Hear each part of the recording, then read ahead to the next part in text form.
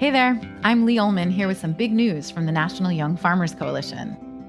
We're partnering with Heritage Radio Network on a special season of The Farm Report. It's all about what's happening with the Farm Bill and how it impacts farmers and eaters. I am growing diversified vegetables on land that's been in our family for 150 years. And so with the pandemic, gentrification, property values going up, we had to sell the land and we lost it. Join us as we uncover the untold stories behind this massive piece of legislation that shapes how we grow our food, what we eat, and so much more. The problems we have had, those are things that come from earlier Farm Bill and USDA policy, right? Like Earl Butts, get big or get out. You know, it's my responsibility to know not only what I'm eating, but then like how that all came to be. And realize like, wow, like this piece of legislation, all this money, like it's technically something that I support as a taxpayer. While Congress debates the next Farm Bill, this is not just an invitation to listen. It's a call to action. Be part of the conversation.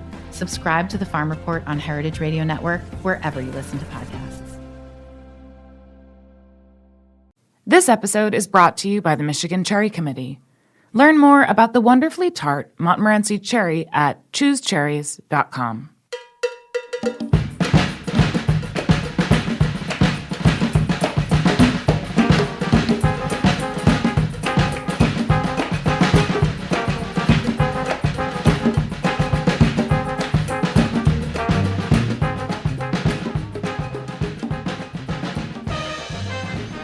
Well, hello. Welcome to All in the Industry on Heritage Radio Network. I'm your host, Sherry Bayer, and it is Wednesday, August 19th, 2020. This is the 262nd episode of this series, which is dedicated to behind-the-scenes talent in the hospitality industry. Today, we have another special episode from H.O.S.T Summit Plus Social, our first all-day conference for and about our dynamic hospitality industry, which took place on Monday, January 27th, 2020 at the William Vale in Williamsburg, Brooklyn. H.O.S.T, which stands for Hospitality, Operations, Services, and Technology, featured top culinary and hospitality leaders who have all been past guests here on this show with me in informative panel discussions and one-on-one interviews, creating a forum for the exchange of ideas and innovation. Over 250 hospitality professionals joined us for our full day of programming, including networking opportunities over fabulous food and drinks. Our overall theme of H.O.S.T 2020 was All In, and this carried throughout the day from my keynote to our curated lunch conversations. Now, this show will be longer than our usual formats. It includes 4 separate panels and talks from our afternoon session. And as I said on last week's show, which covered our morning session, I realized that a lot has changed in the industry and the world since we hosted H.O.S.T. And that is due to COVID-19, which nobody saw coming. I hope you will still find our conversations to be inspiring and valuable in moving forward through this unprecedented time.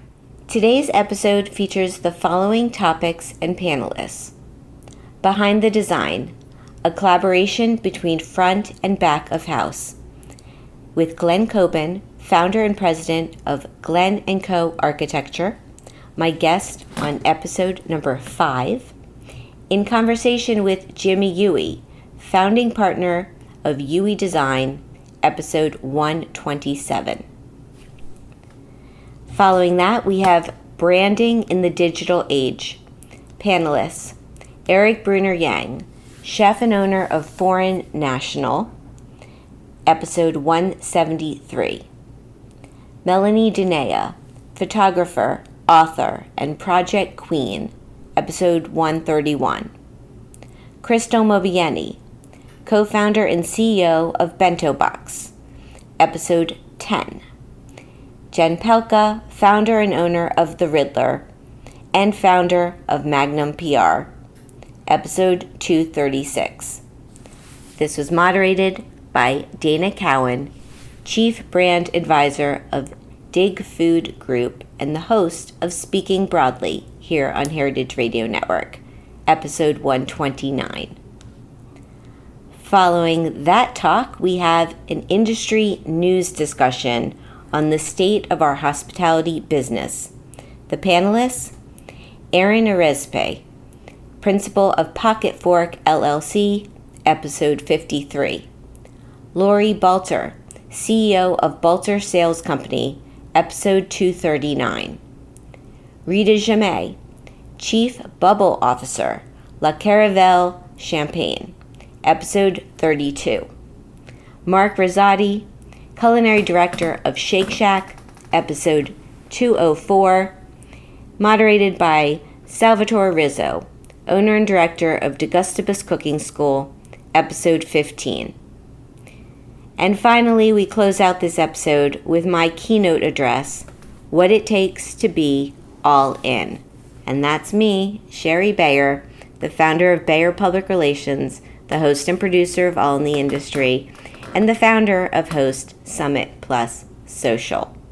All episodes. I have that in my notes. Okay, so I hope you enjoy this episode and all of our content from the afternoon session, and thanks to everyone involved. Here's H.O.S.T. Hi everyone, welcome back from lunch. Hope you enjoyed everything. I know I did. And I would love to thank our partners that we just all had at our different lunch options, which are Bread's Bakery, The Matzah Project, Baked by Melissa, Cafe Pana, and Luca at the William Vale. So thank you all so much. Now we are going to kick off the afternoon with our panel, Behind the Design, a collaboration between front and back of the house, a conversation between Glen Coben and Jimi Yui. Welcome. Good afternoon. Sherry, thank you very much. This has been an amazing morning, amazing day. Congratulations on putting it all together. I'm Glen Coben. I'm Jimi Yui. Thanks for having us. We were just having a conversation, and one of the unique things about the relationship that Jimi and I have is I don't think that we can finish a conversation in 30 minutes. Can we? No, we can't. So we have so many war stories to tell. And we were just talking about one briefly about negative pressure, getting aromas not to leave kitchens and things like that. So anyway, Jimi, what's our goal for today? I think, one of the things that we've heard earlier today, which was really interesting, the point about how restaurants, in order to succeed, really has to have a very clear narrative, a story. And for me, that narrative and singularity of commitment and concept really is what Glen and I have to hear from our clients and really try to deliver for them so that the clarity is there. And I've always wanted Glen to tell me how it is that he designs these beautiful restaurants that are so unique by necessity, and how he extracts these ideas and translates it into the interior design that he produces. It's sheer luck. It's a great question, and it's a great topic, and we've got 28 minutes to try and get at it. But one of the things, just to give us a little bit of background, a little context, Jimi and I did our first project together. It opened in 2005, Del Posto. We walked into the space. We had actually never worked together. We had met. So I'm assuming it's about 17 years since we walked through it.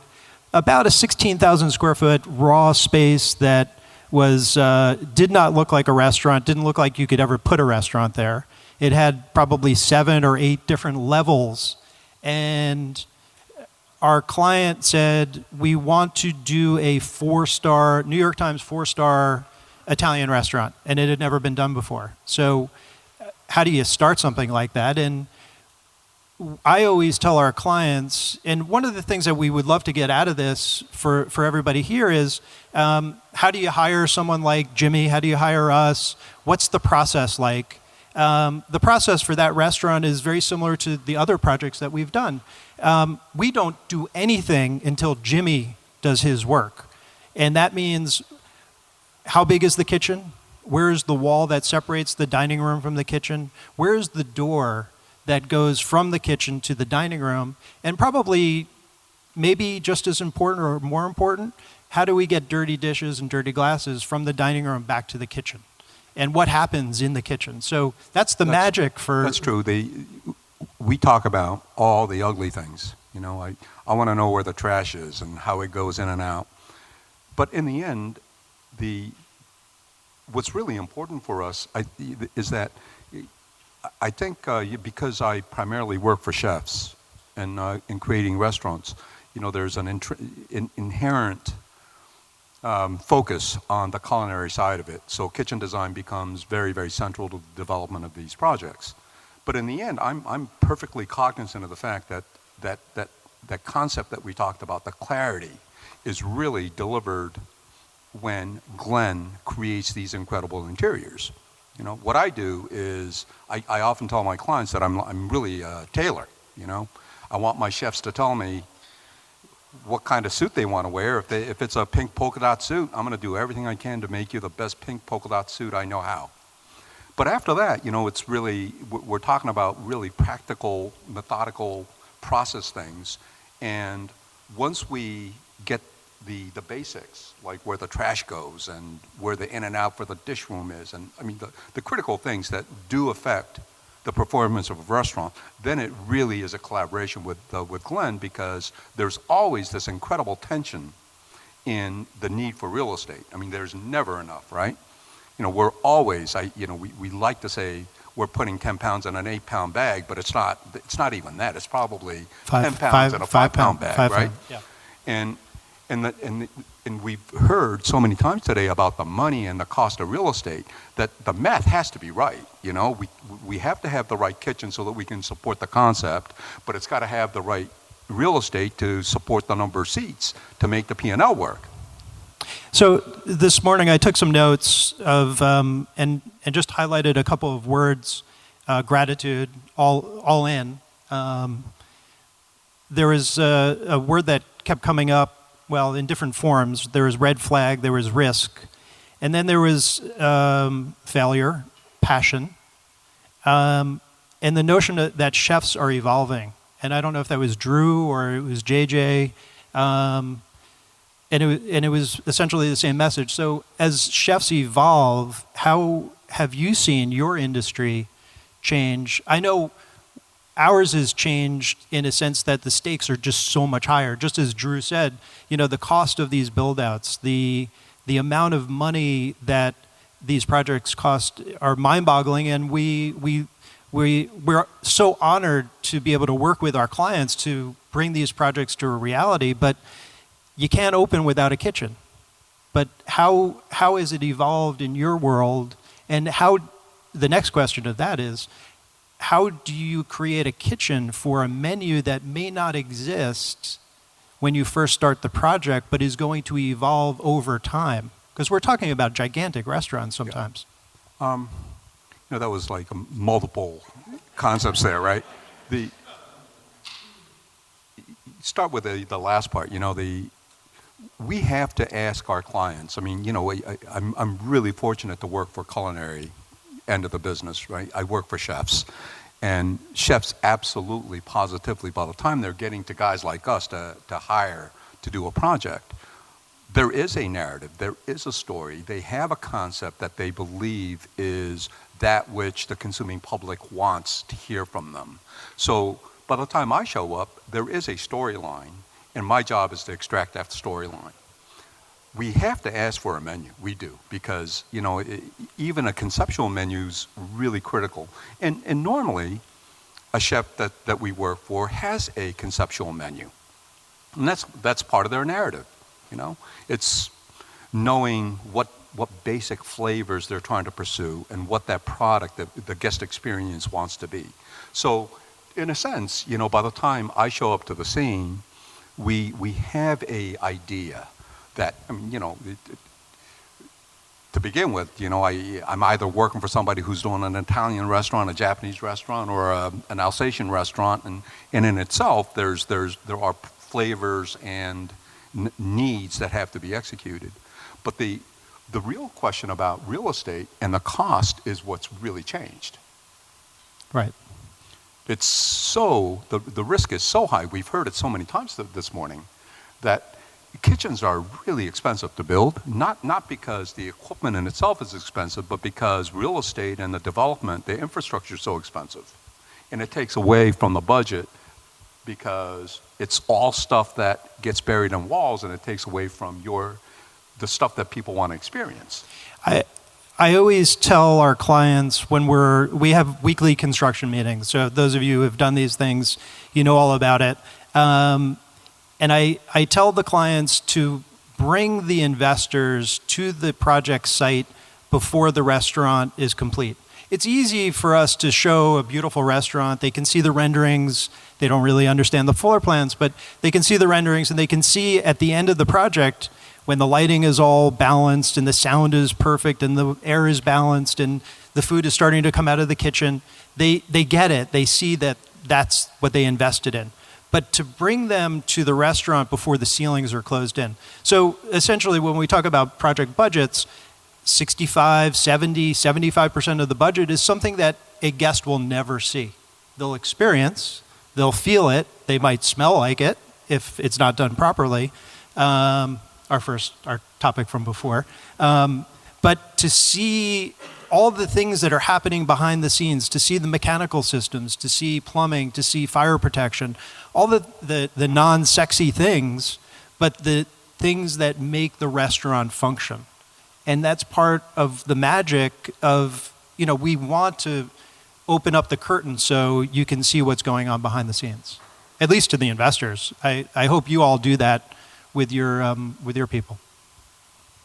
So I guess, as people who are wanting to, or in the words of Drew Nieporn, don't do it.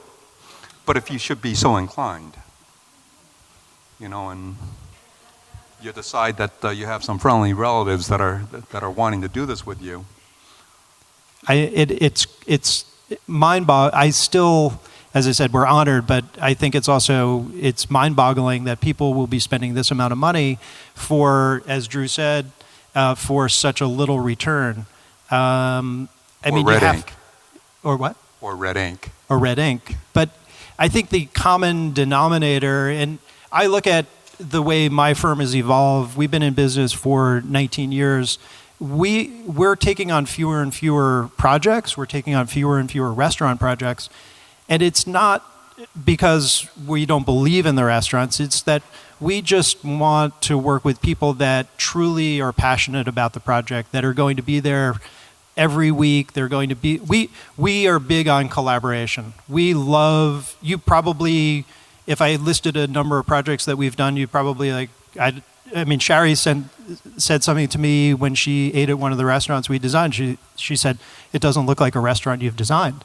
And that's the case of all the restaurants. So the idea that we're telling these stories for people that are passionate about that story, that menu, that cuisine, that project is, I'm filled with gratitude. I know you are. Well, and I wanted to just mention something, go back to something before I forget it. Somebody in an earlier panel was talking about how, there's different kinds of restaurants and motivations, right? The restaurant standalone where you're asking your relatives to cough up their last cent versus an amenity that belongs to a developer within a building whose purpose may or may not be the black ink, the positive cash flow that a project might yield. I mean, those are like incredibly important distinctions, right? I mean, so many of my clients are in that position where they're deemed as beneficial to the add value to the real estate within a building. So that makes the project math a whole lot different than if you were a standalone. I mean, even if you were building, Lily in Brooklyn, that would be a whole different kind of math. Right. Is there a project that is easier than others? What makes a project challenging versus easier? And I know whenever I say this project is going to be easier, that's the kiss of death. Yeah, it never is, right? I bet you and I would share what makes projects easy and what makes them hard. And I think it really does start first with the clarity of intention. If we don't have clarity of intention from the owners, if they can't articulate it, or if there was this talk about putting it on a business card, I'm not entirely sure that a restaurant concept can be percolated into 3 sentences on the back of a business card. But in fact, we are really talking about that, right? Right. The first time that I heard someone refer to what has become a bit of a mission statement for me was you in an interview with Gabriel Kreuther. And I knew you had gotten the job, but I also knew that it was not a newfound respect, but it was, as I said, this mission statement. You said, "Chef, I need to understand the soul of your kitchen." And to me, that has translated to finding the soul of each and every single restaurant. So I thank you for that. But how do you go through that process? And I didn't mean that to be a buzzword. I think we dance around these sentences about singular ideas, clarity of narrative, and I think a word that works for me is trying to percolate and understand the soul of a human being. The chef who is the operator and the flavor master and the storyteller, and I want to understand the soul of that person and the soul of that project, and then Glen and I at least have some ground to stand on to try to deliver what that means in physical terms, whether it's kitchen equipment or the furniture selection. I think we're really, really trying to understand exactly what kind of pink polka dot you really meant when you said you wanted a pink polka dot suit. What was the first restaurant that you ever designed? The first, or I guess, the first really, really important restaurant that I did was McDonald's? Would Drew work there? No. Actually, I wish I'd been drafted to be in the ground floor of McDonald's, but I wasn't. I did for Barry Wine when the Quilted Giraffe way back when was purchased by Sony, and the Chippendale building on Madison Avenue turned into Sony headquarters. My first really, really important project was doing a 5-seat sushi bar for Sony Corporation under the direction of Barry Wine, whose instruction to me was, Chairman Morita has to feel like he's at home when he's eating in this 5-seat sushi bar, but when Janet Jackson shows up, she better think it's the coolest fucking room on the planet. That was the program. That's awesome. I love that. The first restaurant that I designed was not, unfortunately, it wasn't with you. It was with another kitchen designer, so I did cheat on you. He cheats on me. Yeah. But it also formulated a lot of my approach to projects. It was Washington Park with Jonathan Waxman. And I had just started my firm, and I met Jonathan at the space, and we did, some free renderings and did some floor plans. And he called me up and he said, "Okay, young man, you've got the job." And I said, "Well, let's go celebrate." And he goes, "There's no time to celebrate. I just need to have a conversation with you in the space." So I go down to the space, and he puts his arm around me, and he goes, again, young man, he said, "Look around. Very small space." Is Jonathan in here, by the way? He's going to punch me. But he said, "I don't know if you know much about me. I have a fairly large ego, and this is a very small space. So leave your ego outside, listen to what I want, and deliver me a beautiful restaurant." And Jonathan, yes. And we'll be good. And it was the beginning of my career, I had never really imagined that I was going to spend 19 years designing restaurants.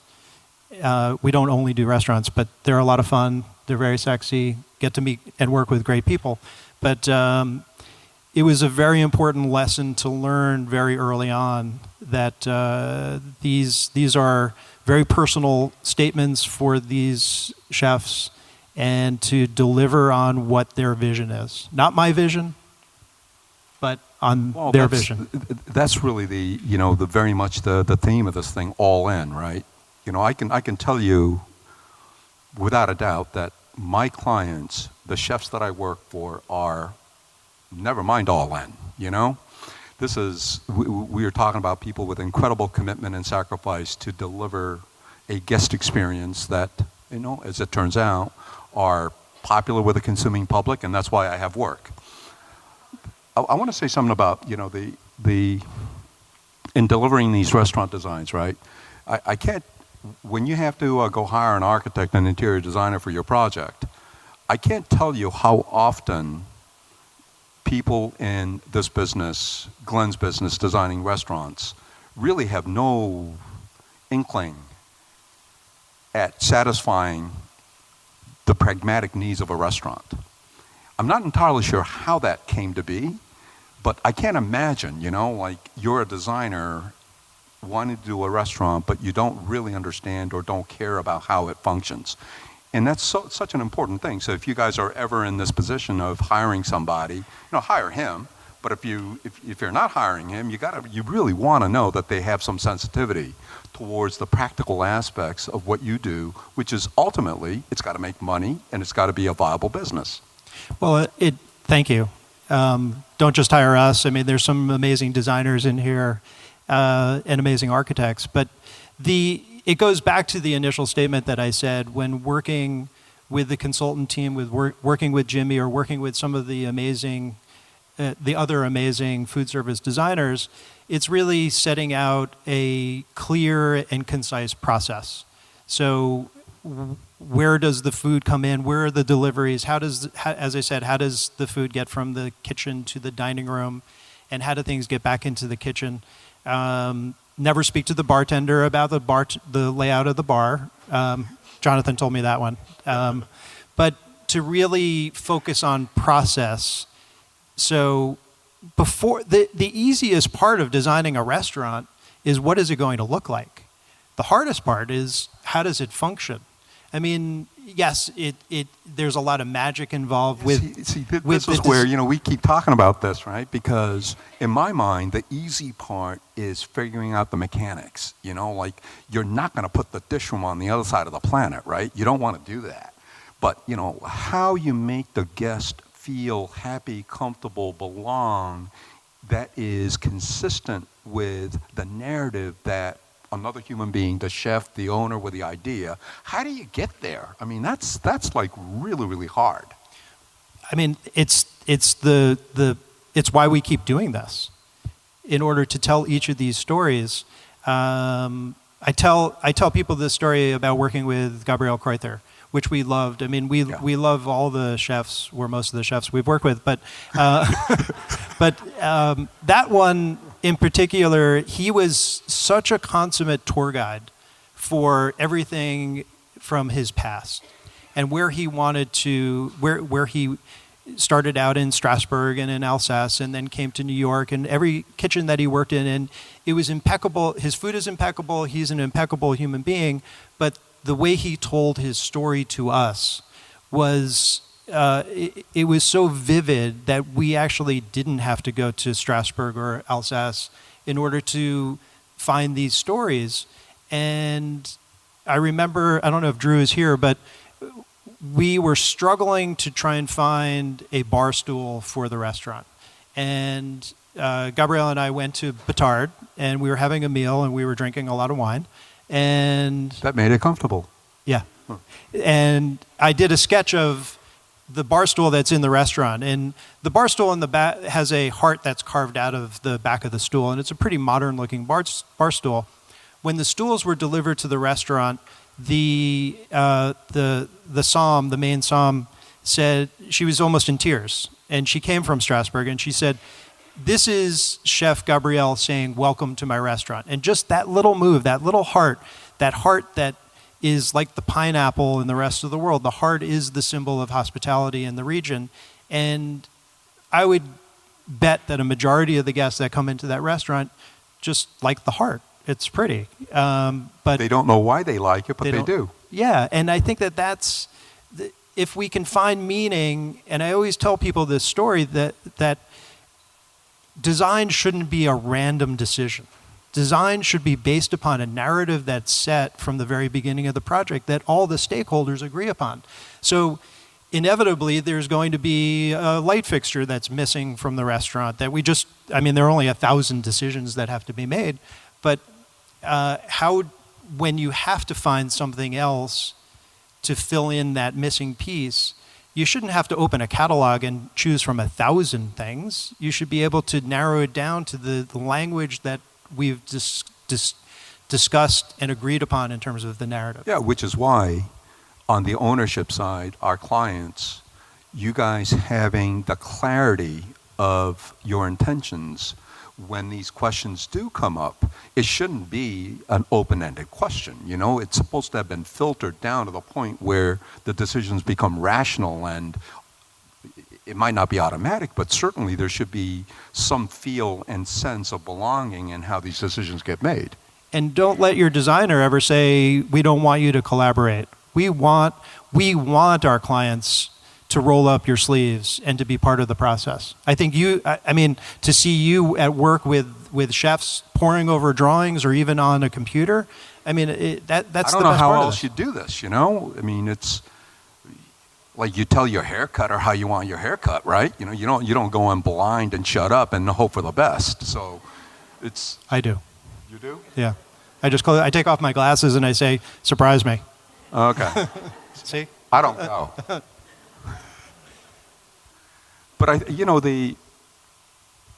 think all the conversations that we've heard today about all in and how expensive things are and how risky things are, I think it really does percolate down to one's intentions and how clear and how committed you are.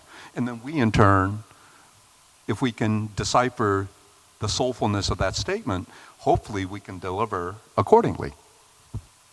Agreed. And I think we have every once in a while. Once in a while. Yeah. And then when things go sideways, which happens, it's always the architect's fault. It's always his fault. I think it says 0. It said 0 for a while.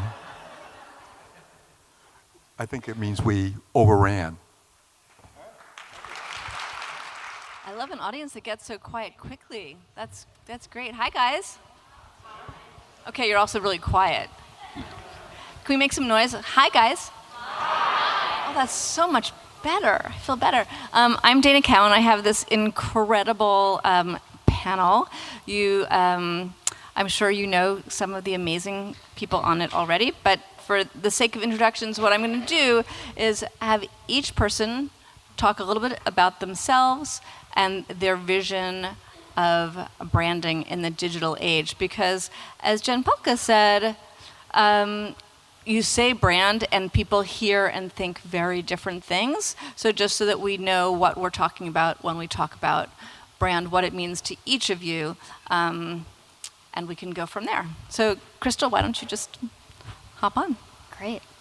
My name is Krystle Mobayeni. I'm the co-founder and CEO of BentoBox, and it's a platform for restaurants to help them own their online presence. We help restaurants connect with their guests and own their profits online, primarily starting with their website. And so for me answering this question, it's sort of two parts. One is, how do we help restaurants represent their brand in a digital age where there's so many different third parties and apps trying to take a piece of their guest relationship, their brand, the message that they're trying to create, the experience that they create in that brick and mortar, and how do they translate that online through their little piece of the internet which they own, which is their website. So there's that. And then The other part is our own brand, our BentoBox brand. And how do we as a technology company make sure that we're continuing to connect and resonate with the hospitality industry? What are the things that we've built into our culture and our mission and our values that help us create a brand that really resonates with the restaurant industry? So you're really saying that you're a twofer. Twofer. You've got your own brand, and then you have all the restaurant brands. But do you want to just define what are the pillars of your own brand? For BentoBox? Yeah, absolutely. So we have our mission. We start with our mission, which is empowering the world's restaurants to succeed in their mission of hospitality. And we do that through our vision, which is being the technology that elevates every interaction between the restaurant and the guest. And then under that, we have 3 main pillars that hold up our mission and vision, which are hospitality, taste, and bottom line.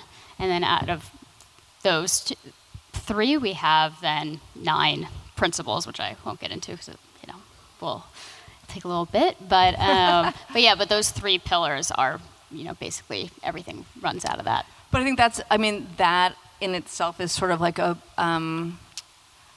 brand playbook, right? That you start with the mission, you go to the vision, you have the underlying, you call them principles. We have our pillars. Your pillars, you have the underlying. Yeah. Right. And so that is the way, a lens to which a lot of people brainstorm around defining their brand. So we can get into that later, but it's a great place to start. Great. Jen. Hi, I'm Jen Pelka. I'm the founder of the Riddler, which is a group of champagne bars. We have one in San Francisco, and we just opened our 2nd location in October in the West Village. Woo, woo! Thanks, Dana. And I'm also launching a champagne brand in 2 weeks, so I'm excited about that. Does that have anything to do with what's at your feet? It might. So what I was going to say is a lot of what I think about is how you live the brand. And so obviously I brought some champagne with me for all of my fellow speakers. So I'll give you the little rundown. So the brand is called Une Femme. Here, pass it down. The brand is called Une Femme. It's all about women. So we have all female winemakers. And each of the wines is named after the woman who's making it. And here, I'll pass you some glasses. And a percentage of proceeds will benefit Dress Our Success. But the reason why we're launching the brand is because it really is an extension of everything that we do at the Riddler, which our goal is to build the best champagne brands in the world. And with that, we want to do a lot of champagne education. We want to introduce people to really cool champagnes, different styles of winemaking. And also a big part of our brand is that all of our investors are women. And so it's a natural thing for us to do brand partnerships with female winemakers as well. So what do you think of Krystle's? Do you have that same? We do. Ours is a little bit less formalized than at Bento, but we talked about this a lot. Krystle's actually one of our investors, which is so cool. And it's something that we want to get a little bit more tight about. I mean, for us, we really want to build the best champagne bars in the world, and so that comes down to the people who are on our team, our training, the way that we work with our purveyors, and the way that we provide hospitality to our guests.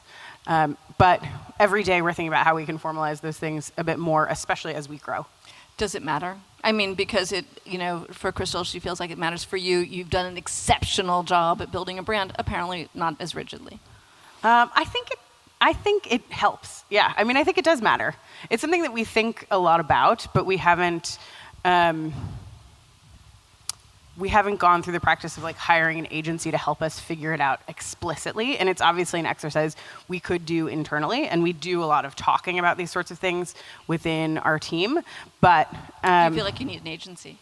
I don't know that we need an agency. You used an agency, right? No, we didn't. Oh, you did it all your own. We had a consultant help us, but I think to your point, I think waiting a couple of years and just letting the dust settle and really seeing where you're landing and where your place is and being able to communicate it is 100% okay and totally a good way to go about it. Yeah. Yeah, actually, I think that's actually really great advice for people who are trying to solidify their brand, right? Because you don't know, and actually, Erik, it'd be really interesting to hear you talk about this, but you don't always know what you built until like your customer tells you or until later in the process. So you can have the best intentions of mission, brand, vision, and then it's like, oh, maybe I shouldn't have, gone so full force. Do you have any thoughts on that before we...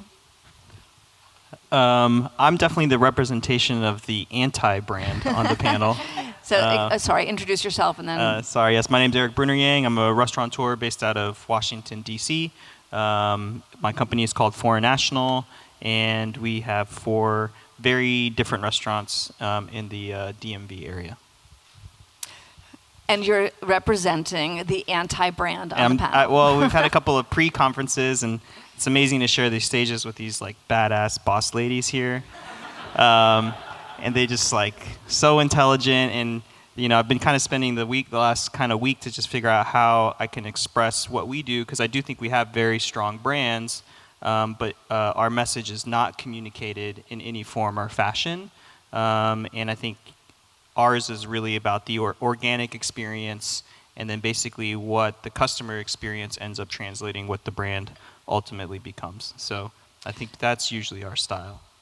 So you do have a brand because people will follow you, right? They find out that you're opening this restaurant and they're like, oh my God, Erik's behind that. I totally want to go, which means that you actually have a lot of brand equity, but you haven't done it the way these guys have, which is setting a mission, vision, except you inhabit it, right? So Correct. You represent an entire group of people who inhabit a vision, and what you say is the right thing for the brand, so-called, is right because it comes from you? Is that what you... Yeah, it's very intuitive, and at this point we're 250 employees, and we don't have a mission statement, we don't have core brand values, but we've had employees work for us for over a decade, and the company itself is about that intuition of customer service to the guest, and customer service to us as employees.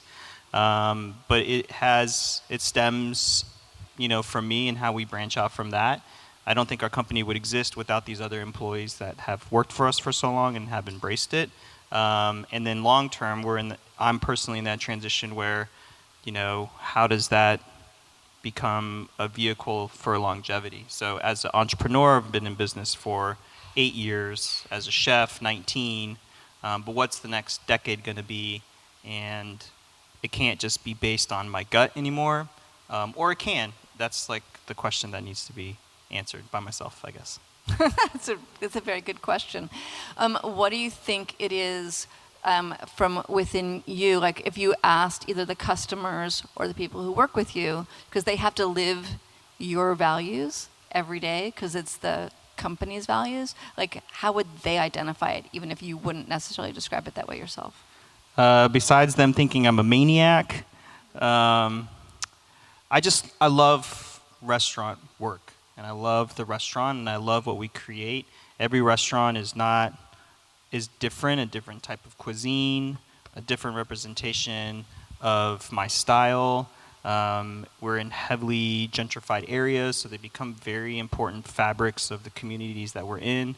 Originally, all my restaurants were within the same 3-4 block radius, so it was very much just about uplifting where I live and participating in that. And now that we've branched into other neighborhoods, trying to figure out what that means moving forward becomes harder and still evolving, I think. But I think people have a sense of ownership of our places. They're very passionate about them. And then there's people who love my restaurants who also hate other versions of my, they love one but not the other, and it's been interesting to see that happen, and I like that. Okay, we need to, so many things to ask you.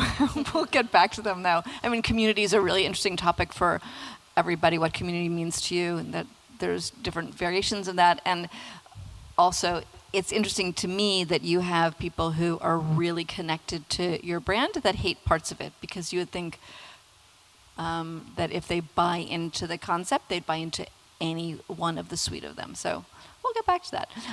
Melanie? How did I get on this panel? I'm so excited. Hi, I'm Melanie Dunea. I think it's actual a professional victory to be on a panel about branding. I'm a photographer. I've done 6 books, but the ones you might know the best are called My Last Supper, which were 2 books celebrating chefs and the cultural movement that I saw. And that was when the restaurant and the hospitality business really welcomed me, much more than the celebrity and the other, which I am endlessly grateful for. My brand is me and my photographs. And really, it's my photographs and my storytelling, even though I'm going to use a lot of overused words now. But, I see my brand, if you call it, my job is to transfer information. That is it. So I hope that when you look at my work, and whether it's with my voice or whether, because I do tend to not just do photography, sometimes I do radio, TV, or weird performance art, and I hope that whatever I do at the moment tells the story best. So it's a bit of an eclectic brand, but I hope that every time you look at my work, you see, wow, that's that person, or you feel connected. And it's a unique experience, and we need to talk, because I need pillars and things. Because my gut, my intuition, my desire to get to the core of the story is what drives me. And there's so much, oh my God, there's money and booze on this stage. It's so exciting. Best panel ever, I told you. So, I strive and I struggle a lot because I don't have 250 employees. Right now, I have 0. And I struggle all the time with myself and how do I keep going, build the business, explain the business, share the business, and keep on track. So I have a lot of conversations in the mirror. I think one of the things that we were talking about your brand is that if people think Melanie photographer, that is only one piece of it. And what are the levers that you can use, bad word, but to express yourself appropriately in all the different mediums and all the different yous, right? And those things are similar because even though you're one person and you're one person but several businesses, there's the question of how do you represent yourself and in what mediums? So I feel like that's a good transition to talk about the ways in which we exist across the digital landscape as brands. And Krystle, I know that you have thoughts about the ways in which you are not the same. I mean, you're the same essence, but you're not the same across the landscape when you're building a brand. You want to talk about that a little? Yeah, both for us and for our restaurants, really see the different channels and the different touch points between social media, your website, whether it's podcast, video, as things that should be complementary and not repetitive, and thinking about those different channels of how different parts of your brand can manifest itself. Would you mind, just for the purpose of explication, to take a brand and just say, what is it? What does it feel like? What is the voice? Because you're going to start, no matter what, you're going to start with a voice and what the brand represents, right? You have to have that core, but then the way in which it's represented across the different mediums, it's responsive. So, is there something that comes to mind, or is that too hard a question on the fly? For ourselves, could be for yourself or for your. Yeah. So one way. So I'll try to think about. The way that we use Instagram, for example, is very different than the way that we use blog content and video. The way we use Instagram is we're all about highlighting our customer base and our community and our chefs. The medium really lends itself to it. It's a really community-based type of medium. And we're all about the stories that restaurants have, and we find Instagram is a good place to tell that. And then our blog content and video is much more about education. How can we help restaurants actually become smart marketers? How can we educate them on things like setting up their successful like online ordering program, or how to deal with ADA. And so those are things that we don't just take the same thing we did in Instagram and just translate it exactly to video or to our blog. We really think about the mediums and how they're consumed, and the best ways to highlight different things. Are there other mediums that you use? I mean, newsletter, digital marketing, so like Facebook. I mean, I don't know if that's of interest to you at all, but paid, earned. Yeah. TikTok. We are not on TikTok. Not sure if it's our audience. That's where you belong. Yeah, but we also use LinkedIn, but it's almost exclusively for recruiting. So it's a completely different. We highlight our employees, and we talk about different things that are more like focused on the startup ecosystem than the restaurant ecosystem. Newsletters very much about like aggregating content and product updates. And we do paid advertising, and which is much more about like adding value and product and features that we have. So we use all of these different channels in different ways. You were going to ask a question. No, I was just going to say, it's like that meme that happened this weekend with Dolly Parton with the LinkedIn, that was awesome. Totally. Facebook, Instagram, and, insert your dating app of choice. That part got very political. But thinking about how you can have one, I was listening to something that somebody was talking about yesterday where they were saying, like, how many different ways can you do a cartwheel? Like, a cartwheel is still a cartwheel, but you can do it like a million different ways, and how do you make it always be a cartwheel? It's kind of the same thing when you're thinking about your brand. It's in so many different places, in many different ways, and how is it always the same thing? But one thing about that is I think that we are in an era where we're really thinking so much about communicating our brands that I think we're losing a little sight of the work. Just a little bit. I think there's a lot of, well, does this get hits? Does this do well? I can see, like, look at my Instagram, and there are numbers up and down and all around. And, I want to post about something I want to post about, not a ice cream cone that has sprinkles on it, which I know will get hits, or myself, which I know will get, So sometimes I waver, and that's where an outsider is helpful to say, well, this is, because it dilutes the work sometimes, I feel. But I think that what you're also not saying is, Instagram is your communication tool, and not everybody works across all platforms, right? Like, you're not going to be on LinkedIn. It's not germane to your business. You're probably not going to be on TikTok, depending on what your purpose is. Soon. But, sometimes you just want to pick your best medium, or you want to pick, right? Eric, where do you guys live? I would say, like, for me, I used to play music, and we missed the entire internet moment, right? And it was devastating to the band because we had really great traction, and then as soon as everything went digital, there were like the bands that were amazing that completely missed it, and then everything just changed. And then I feel like in terms of the way branding works digitally now is that I would say that my restaurants have very high digital brand value, but it doesn't mean that I'm making money, right? So I would love to have a $3 million restaurant that's making $3 million a year, that has zero online presence, and that just functions on its own without having to think about those things, just like it was, just 10 years ago or so, where it was just like you can have a great restaurant in a great neighborhood and you didn't have to worry about anything except for the 50, 60 people that you were feeding every day. Because at the end of the day, if I have a huge digital brand value, I can't sell it. It's not really worth anything unless I want to build 20 of them.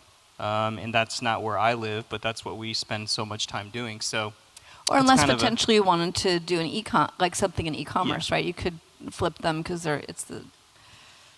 So that's the. But you don't want to do that. That's the lazy.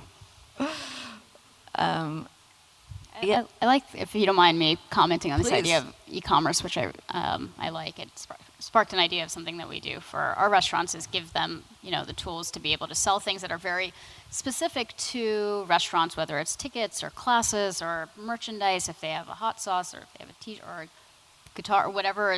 We saw a lot of wellness items being sold recently. And what's really cool about that is it helps restaurants actually become like more lifestyle brands, which I think that you've perfected really well. And it kind of helps you have a relationship with the guest outside of just the four walls of the brick and mortar. And I think that's a really special opportunity and a really cool thing to be able to give to your customer base. So we could talk about the ways in which, brand, we're talking about the digital life of a brand, but also how it communicates in the real world.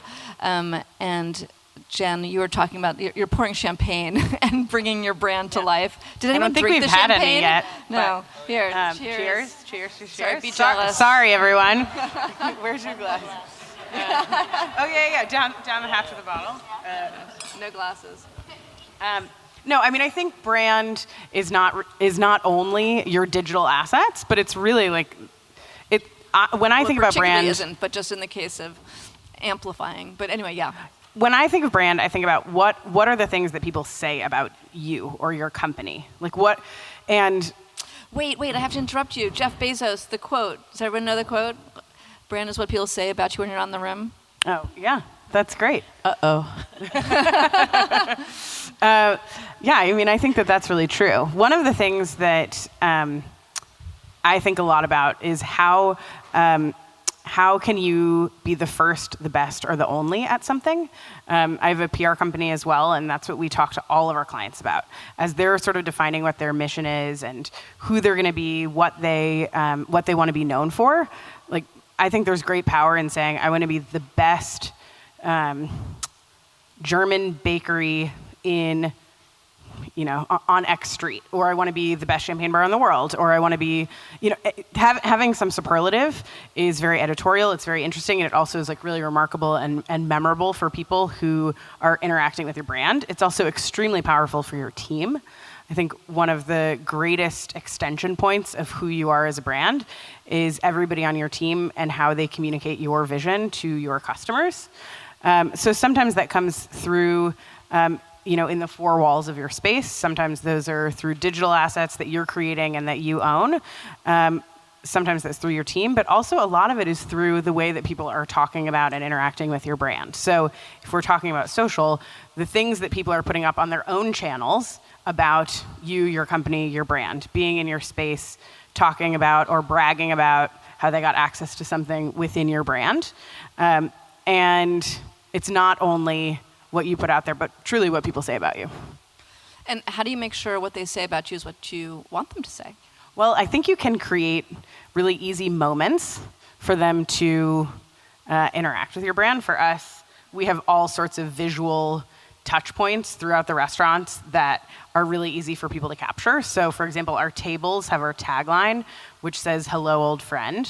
They're these beautiful cafe tables, and like everyone, they're white tables with little black writing, and everybody can take a really great photo from overhead. And so it's got our literal brand and then sort of the tagline of our brand.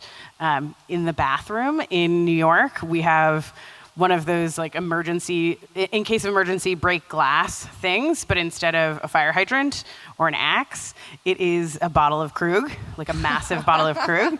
So like that's really easy to take photos of. And that doesn't actually have our literal brand on it, but we see it across Instagram constantly. And we do other fun things. What about your reserved? Yeah. Our reserve signs say like reserved for Michelle Obama, or reserved for Oprah, or reserved for RGB. And none of them have come in yet, but they always have seats reserved for them. And you'll see on Instagram, when you see the reserved, like the comments are like, "Oh my God, was she really there? Oh, That's yeah. amazing." That's a particularly excellent visual opportunity. Yeah, it's just a fun thing. I mean, I think for us, we realize that champagne is a very intimidating subject. It's an intimidating price point. It's confusing to understand. So we're always thinking about the touch points between high and low. So the idea that you can drink $150 champagne with a burger, or in San Francisco, our main item that we have are tater tot waffles. So we take tater tots and we put them in a waffle iron, but then we put like caviar or smoked salmon or truffles on top. So people understanding that there's like a sense of humor to our brand is something that's really important. But I think regularly, as we add new dishes to the menu, like how is this going to translate to the guest? Is it going to be memorable? Is it going to play?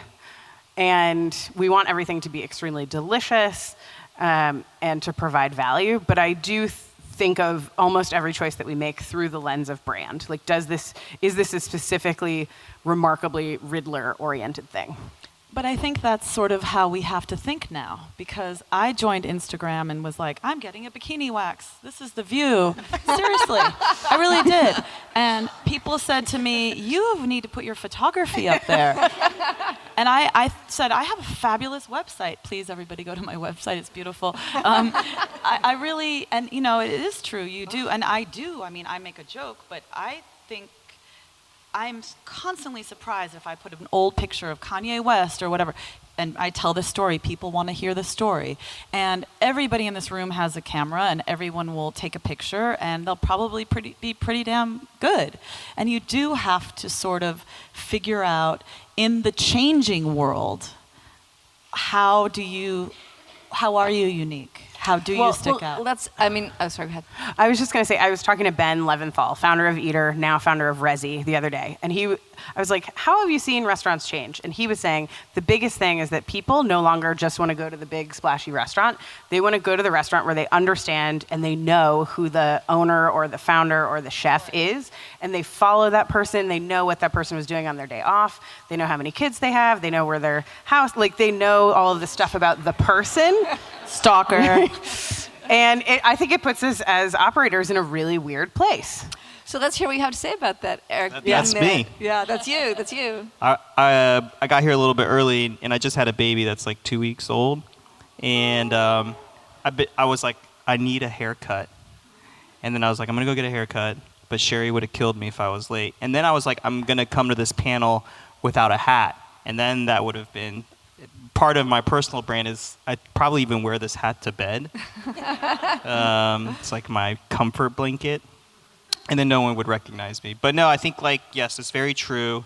And I've had a lot of ups and downs in my career, and people have followed them and are very in touch with it. It's very personable, and sometimes it's a bit too much. But at the same time, it's been a wonderful journey. So I don't really know.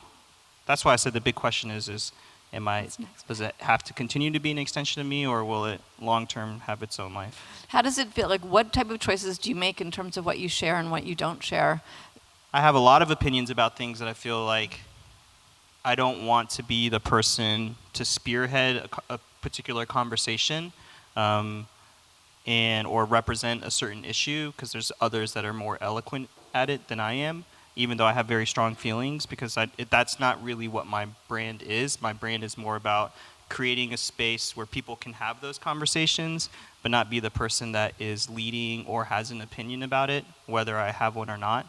And I feel like people do, at this point, we're like, well, what do you think about wage equality or this or that? And I'm like, I have feelings about it, but because of my personal past experience, I don't really want to be in that bubble. And what's the personal past experience? So my first restaurant was Toki Underground, where we met, and Dana gave me my first national write-up in food and wine back in 2011.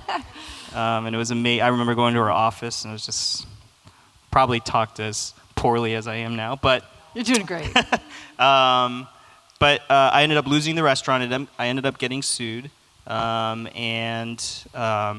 it was like the cover of the style section of the Washington Post. They dragged my wife into it.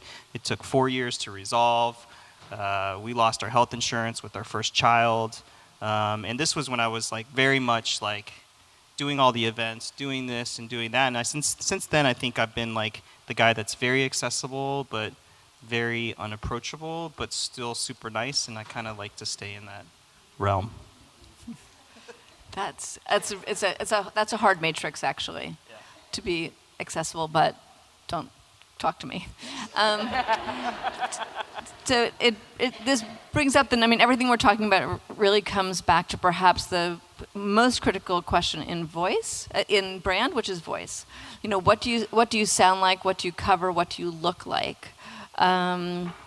Because that's what, like, you were talking about all the ways in which you're different across different mediums, but actually there's ways in which you're completely the same, and the thing that's the same, one would imagine, is how you sound and perhaps how you look, not the content, like one's educational and one's more community. But how do any of you think about like the origin of the tone and the visual setting of the brand? Because from there you become invincible, right? You become separated from your competition because you don't look like them or sound like them, and you really set yourself apart.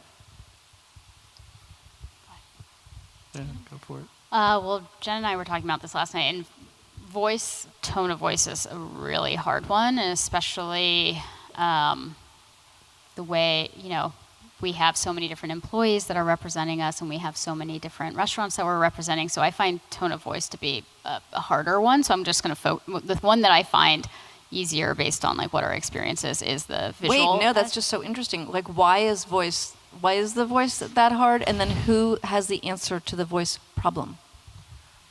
I think it's hard because there's so many variables from whoever is executing the voice.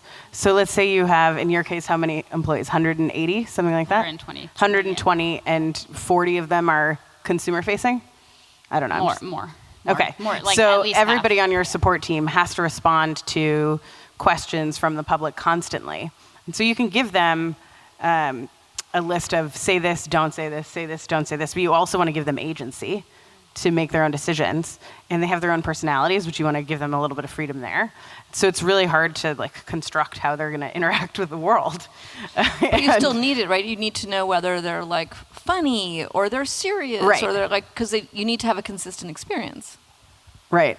Yeah. One thing that we lean on is one thing that a customer once said before we ever did our like mission, vision, and pillars was that BentoBox treats us the way that we treat our guests, and that's something that we always come back to and how we interact, and I guess that kind of pours into the tone of voice. But like Jen said, you don't want to give people a script of how you talk, because that canned vibe is like very obvious and very inauthentic, and be authentic is actually one of our principles. So, but with the visual side, I think we've got a good Okay, let's go on the thing, visual right? side. It's very simple. It's just having like brand colors and fonts. But it's not necessarily simple to everybody. So brand colors. What'd you choose? Exactly, font. What did we choose? Yeah. Well, we have this palette of these different grays and kind of these orange, like orangey reds, and we give each one of the colors like a name that kind of it goes back to our brand. So we have tomato is one of our main colors, soy is another one of our colors, sparkling water, and so it all kind of connects. They're like little details, but it all ties in together that we work with the hospitality industry and but the details are really important, particularly when you have a lot of employees who need to understand the brand. Like every touch point that you have with your team allows them to understand the brand better and then represent it better. Yeah, and I really related to what you said. What was it? Accessible, but don't talk. How did you? I don't know. It was like accessible. We can rewind the tape. Accessible, but don't something like don't talk. And I feel like I really relate to that. And the way that I've really solved that is put a lot of the brand on our team and have them really embody it and represent it, because I feel I really relate to you. I'm like a very understated and reluctant type of leader in some way. And so the one thing that we do is we have like our culture awards where everyone wins. Twice a year we do like sashes where someone wins one of the principles, and it's a great way to kind of like put the responsibility on the team rather than it always having to come from me, because I would be miserable if I had that responsibility. It's also, it's a leadership principle as much as that's a brand principle. A principle of leadership being don't have it all be about you. It's really all about your team. Yeah, I also wear two hats, right? I have my own business, and then in July I started as the executive chef of Am Pizza, which is a big regional pizza chain here, which is very like, this is our brand, these are our pillars, here are the socks, and et cetera, et cetera. And that was, for me, I took that job because I was looking for professional inspiration, essentially. Like every day, everyone looks to me for the answers. I've been doing that for so long. I was just kind of craving a chance to be a part of a team that's solving a problem instead of being the person that's supposed to solve all of the problems. But one of the things, I came and I lived in New York for 2 months, and it was really great. Opened the Wall Street store, and their brand is very black and white, and the ampersand represents the people and their vision for how they treat people and the product, and it's just so impressive. But I was like, this only will last in your suburban markets. In the suburbs, this vision will last 10, 15, 20 years, and it will always be interesting. But in New York, this isn't going to work. In New York, or if you go to Chicago, or you go to these other cities where you don't have that same connection of being this regional, and you're translating it out as this brand is so visually strong and so in the box that it's going to end up killing you. I think what you're saying maybe is that when the brand is that strong and it's timely, like they're black and white, and the boldness of it is a moment. In the suburbs, the moment lasts longer, but when you're that heavily branded, you can be it can be done. It's like, well, there's a new pizza concept that's so much more fun. So that's actually like a fascinating brand challenge, right? How do you build a brand to be flexible? Yeah, and then it's for them. My challenge was them as like, you want to have an executive chef for craft your own pizza, but craft your own pizza, so many limitations because of like how much each ingredient needs to charge, so you can what we call casseroles, so you can build yourself a pizza casserole and still function. And then but if you don't want to change and expand out of the walls you've already created, you're always going to be limited. So it's okay to change your font, even though it feels so gut-wrenching. It's okay to add a color. It's okay to, do this. And the markets that are tougher, where you have to be more competitive, will find that you care more about being in the market that they are because you've chosen to adapt, and you've chosen to make it more neighborly.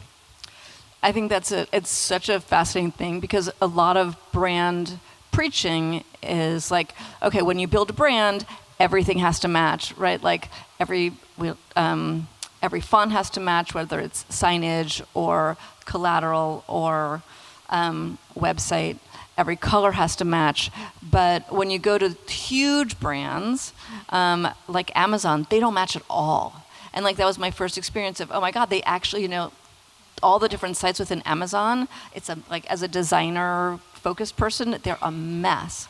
And so I went to Dig Food Group and work with them, and we have a bunch of iterations out in the marketplace. And at first I was like, this is painful to me to see some flags that say Dig In, it's the old name, some flags that say Dig New Font, period, some that say Dig No period, some that are old colors, some that are black, some that are new font, and like it makes my heart race.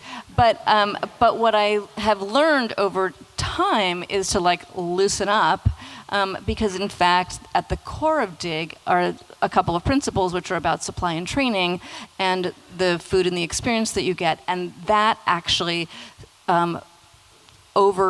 overreaches brand and this obsessive attention to color and font, and I think makes it.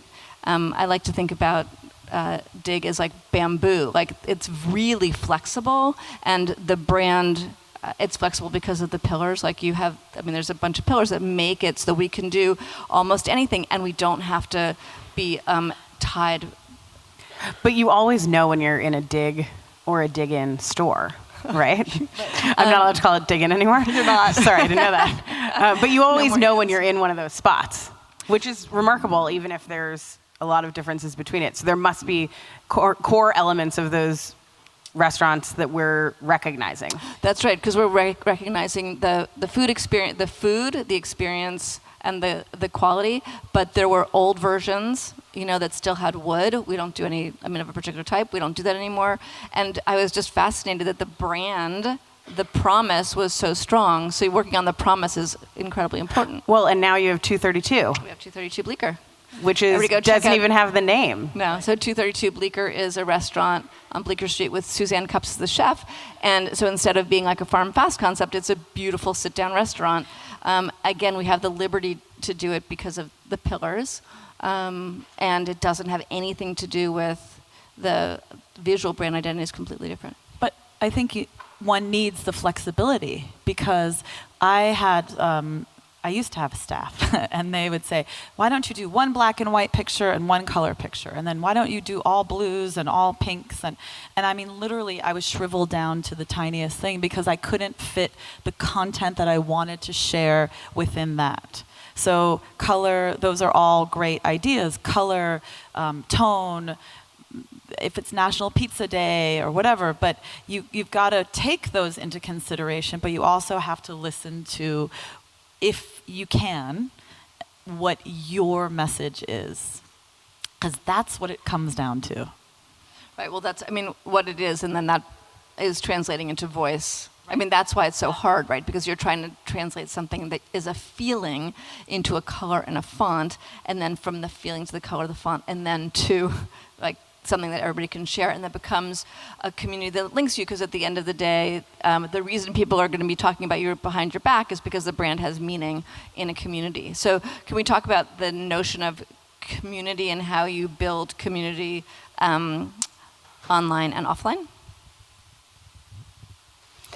I can go. Champagne.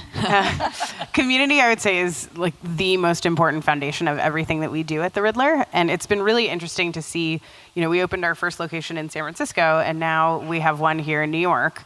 And I've been blown away by how many guests we've received at the New York location who are visiting from San Francisco and just like want to come see what it's like in New York. Which blows my mind that, like, if you're on vacation for 3 days from San Francisco, you're going to go to the same place you can get back home. But there's something to that. But it's also totally different here. It is quite different. I think when I think about brand, I also think about, like, how do you make it site specific or community specific? And for us, we've got key touch points that are consistent across the brand. A lot of black lacquer, a lot of white marble, a lot of brass, a lot of vintage pieces, obviously a big champagne list, but then we also have a huge community. And the best way that we interact with our community is we have this club called the 100 Club, which if you join the 100 Club, we'll track all the champagnes that you drink. And if you get to 100 bottles, you get a bomber jacket with your name embroidered in gold. So, and it's basically our loyalty program without telling people that it's a loyalty program. And people love it. And you get a VIP note in Resi. So even if you're at 2 bottles on your 100 Club journey, you get priority seating. We take extra good care of you. We just know that you want to come back, basically. And obviously we want as many people to come back as possibly can. And then for the people who do get to the 100, it's like a major celebration. It's a really big deal. So that's one key way that we work with our community. We also use our Resi platform in a really robust way with all kinds of guest codes and notes. Almost everybody on our team came from fine dining, so we're all really used to this idea of putting in all of our VIPs into the system and making sure that we know when they're coming to visit us and that we take care of them, but then also any new guests who come who have a keen interest in what we're doing, we make sure that we take as many notes about them as we possibly can, and we share that database between San Francisco and New York. And press is a part of our community. It's a really important way for us to reach as many people as we possibly can, whether it's in the cities that we're operating in or in lots of cities beyond. And the most important community we have is our talent, everybody who works on the 2 teams. And we really believe in promoting from within. So we have a woman who just got promoted to director of operations of both locations. She started as a sommelier on our team, and then head som, and then AGM, and then GM, and now she's running both locations. So, your community is first and foremost, or your team is first and foremost like the greatest community that you have, because those are the people who are running the business day to day. I'm curious, Erik, you were talking about the communities that you're in and how you were part of the fabric and what happens when you move outside of those communities. Can you tell us about the evolution? Like, you're in places that other people wouldn't open.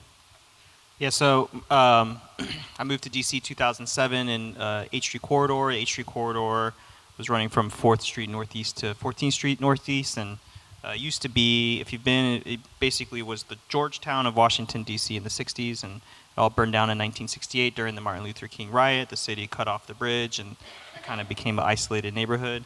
I have 3 businesses in that neighborhood, and I've lived there for the last 13 years. And Maketto, which was our most ambitious project, was this mixed concept space, retail, cafe, restaurant, inspired by Taiwanese Cambodian night markets, but also high-end men's fashion.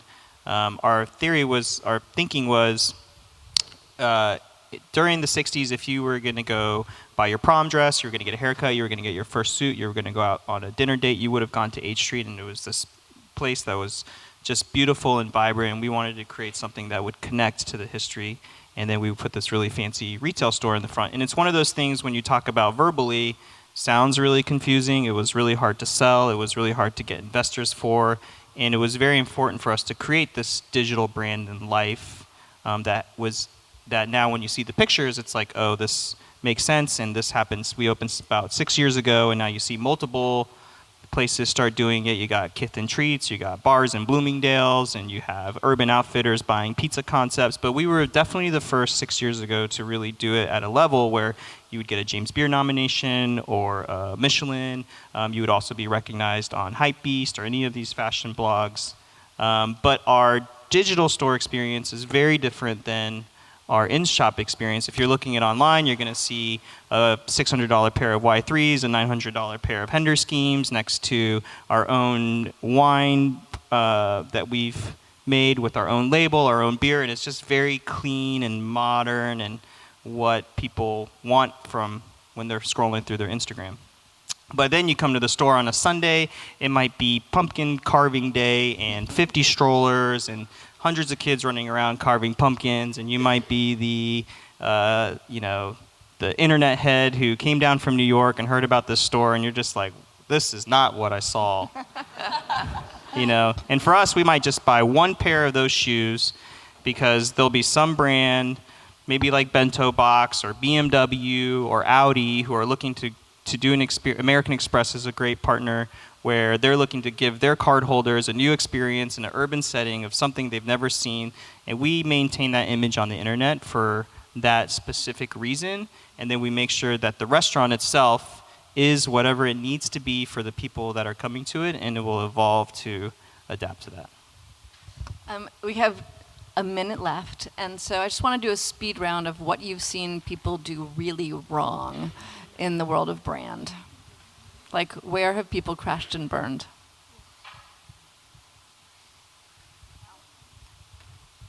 I'm not going that speedy. I'm going to go back to the original thing that I said around is trying to channel absolutely everything into one place, and so you don't get anything out of it, really. And I think one good example of this, and I'm just going to go back to websites, is when you try to do like music and video and like wanted to conjure up like everything about the entire restaurant in this one web page, and it just like you almost ended up like turning people away. And so when I think about all the different channels again, trying to just be very deliberate and considerate about everything that happens, and not feeling like brand has to just be like this vomit of everything. Okay. Jen. I think the biggest mistake is just not investing in brand at all. So not having a clear vision, and then not getting a cool graphic designer, not putting anything on Instagram, having ugly menus, having an ugly space. Like, you see a lot of really talented people who create restaurants that are not particularly remarkable because of that. And it does cost money to invest in these things up front, but I think it's worth every penny. Not understanding the trade, so not being classically trained, not taking a minute to understand actually what you're doing and spending the time. So the word photography, photographers banded around everywhere. Everyone's a photographer now, but are they really? I think just be as honest and upfront as possible and just set your boundaries early. If you don't do that, you're just kind of running around with the chicken with your head cut off. Okay, with that, branding. Thank you guys. Thank you so much. Thanks, Tina.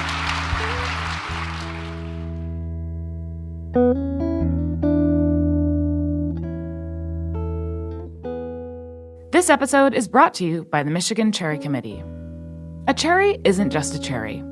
When it comes to tart cherries, the wonderfully U.S.-grown Montmorency tart cherry variety is the cherry with more. They're available year-round, dried, frozen, canned, juice, and concentrate. U.S. Montmorency tart cherries are also one of America's superfruit, which means they're good for you. Tart cherries contain many antioxidants and beneficial phytonutrients, including anthocyanins, the pigments that give tart cherries their beautiful red color. And don't forget about flavor.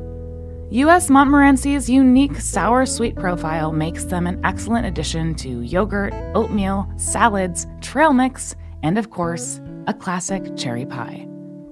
Learn more about the wonderfully U.S.-grown Montmorency tart cherry at ChooseCherries.com.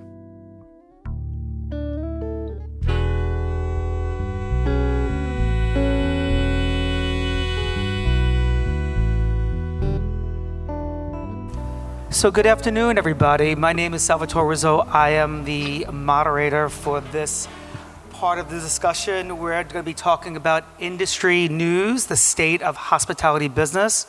Before we begin, I would like to have our panel introduce themselves. Hi, everyone. I'm Rita Jimi. First, I wanted to thank and congratulate Sherry on an excellent job. This is such a big undertaking. Brava.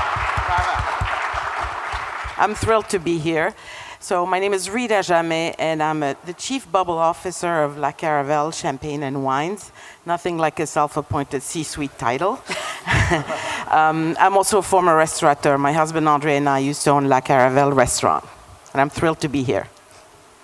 Thank you for having me also. My name's Sarah Narispi. I have a restaurant consultancy or hospitality consultancy called Pocket Fork LLC. But I'm not neatly categorized. I do some writing, I do some photography, I do some events, and kind of think of those as more manifestations of what I do rather than what I actually do, which I like to characterize as a restaurant conservationist. I want to understand the past of restaurants, explore the present of restaurants, and shape the future of restaurants, and that kind of defines all of the projects that I get involved with professionally. Hi, my name is Lori Balcher, and I have a restaurant supply company down on the Bowery for 90 years, same place. And we sell restaurant supplies to the tri-state area and beyond. And I'm very happy to be here. Thank you. Hi, my name is Mark Rosati. I'm the culinary director of Shake Shack. I've been with the company for about 13 years now, and I watched us go from one location in Madison Park up to about 280 worldwide now. Amazing. I feel like, I was telling before, I feel like Andy Cohen without the housewives right now. I have to say. Or we need the bartender just to bring up some drinks. So I want to start by saying, we're going to talk about hospitality trends. So first off, dry January. Do you follow it? Does everybody follow dry January? Absolutely not. Not a chance. Nope. Sorry. A little bit. Now, Tell me why a little bit. Well, with me, I travel a lot for work, and coming into November, I had a good deal of travel, and when I travel, a part of that is eating and understanding the different cities we're opening in. So I went from that into Thanksgiving, and then I went on another trip into the holidays, New Year's Eve, and I feel like I haven't stopped eating for the past 3 months. So normally I wouldn't, but right now I'm kind of doing a dry January. Is it difficult? It is, because I love everything I shouldn't love. I love sugar, I love alcohol, I love salt, so trying to cut that out of my system has been really hard. Okay. But after 5 or 6 days, it actually gets easier, but those first couple days, I was just hating life. Anybody out here doing dry January? I'm just curious. Nobody? Thank God. It's a great crowd. You love it. Thank God. Anyway, so let's talk about low proof and zero proof. So when you talk about zero proof in your restaurants, zero proof or low proof, and actually keeping the carbon footprint.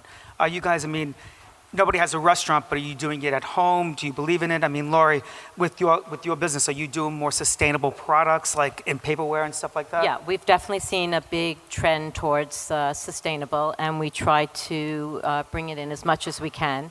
A lot of the hotels are going that way, and we try to source some new products to keep up with the trends. So I think it's big and it's real important, and we want to stay on top of it. And Rita, with the champagne, is there anything, I mean, like when you talk about corks, for example, would you never, I mean, think of, do plastic corks. Corks is very sustainable. What about going into not bottles, but other products, like doing boxes and so on and so forth? It can be done on wine, but champagne, there's no way it can be done any other way. Because of the extreme pressure of the champagne, the bubbles in there, and the cork, you have to have these things really well sealed also, and thick bottles. Sorry, not very environmental.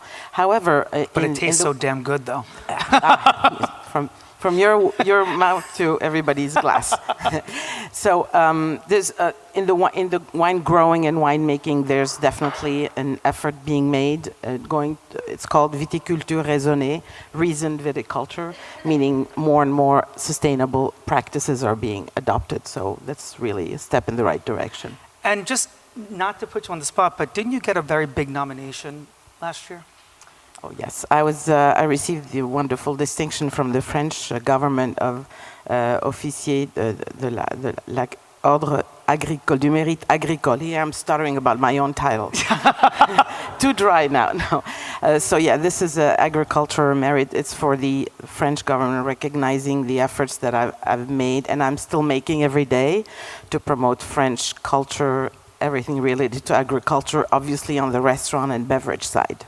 Can we just give her a round of applause? Because that's really... Now, thank you. Aaron, before I go into the next question, I was telling before, like we were in the green room, I've read about him, I knew about him, I never met him, and then I was like, you're like an octopus.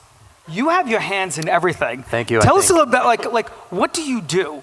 And like, I mean, really, I mean, you do a lot. Well, in the past, I've done a lot of event coordination. I think I was the curator behind Chef's Club for about almost 5 years, through which we cycled about 200 chefs over those years. Both my competition, and residencies. I know. Just saying. But a lot you can do both. They could always do both. And in fact, Didier and Matt, I know they did at some point. All along the way, trying to tell the stories of those chefs and share the stories of those chefs in different ways. Sometimes that could be through freelance writing. Sometimes it could be through different photography initiatives, digital marketing, and so on. And now, I mean, I'm doing the content for a concierge service based here and in London as well. Do a newsletter for them and sort of share a lot actually about industry trends through that medium. And yeah, I mean, that's... You do a lot. May I add? Aaron's an extraordinary storyteller, and that's the part I love best. He's very talented, but this particular... Are you for hire? I like sitting next to Rita because she really does a good job of explaining the octopus. So going into, I mean, we're talking about, or I know we were talking about earlier about social and promoting yourselves. You're very big on that. How do you guys do it? I mean, Mark, Lori, how do you guys promote your businesses yourselves? Well, I'm really bad at it. Okay, mine strictly for me is word of mouth and repeat business.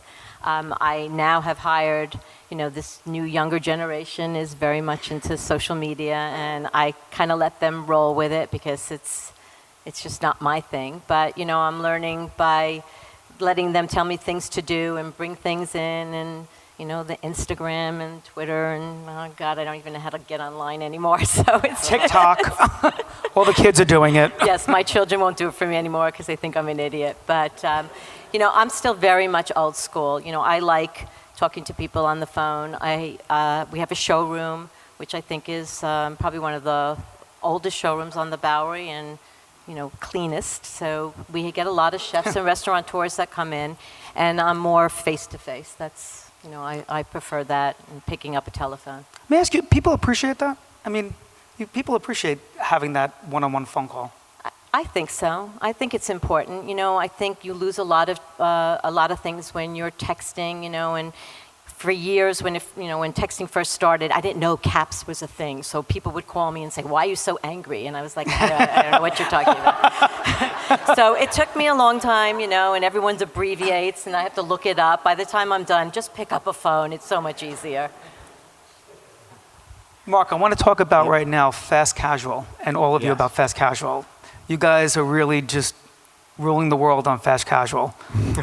Tell us about it. Tell us about that, like what the trend, and even for all of you, like what do you think about, I mean, would you guys ever consider doing a more regular, not fast casual, and doing like an all restaurant? That's a very interesting idea, and we're actually seeing a few fast casual, fine casual start to kind of go that route and actually open brick and mortar restaurants, almost like an extension of their ethos of where they get their ingredients and just plating it and bring it together in a very different format. For us, we just want to keep doing what we've been doing in terms of creating community gathering places as we keep growing.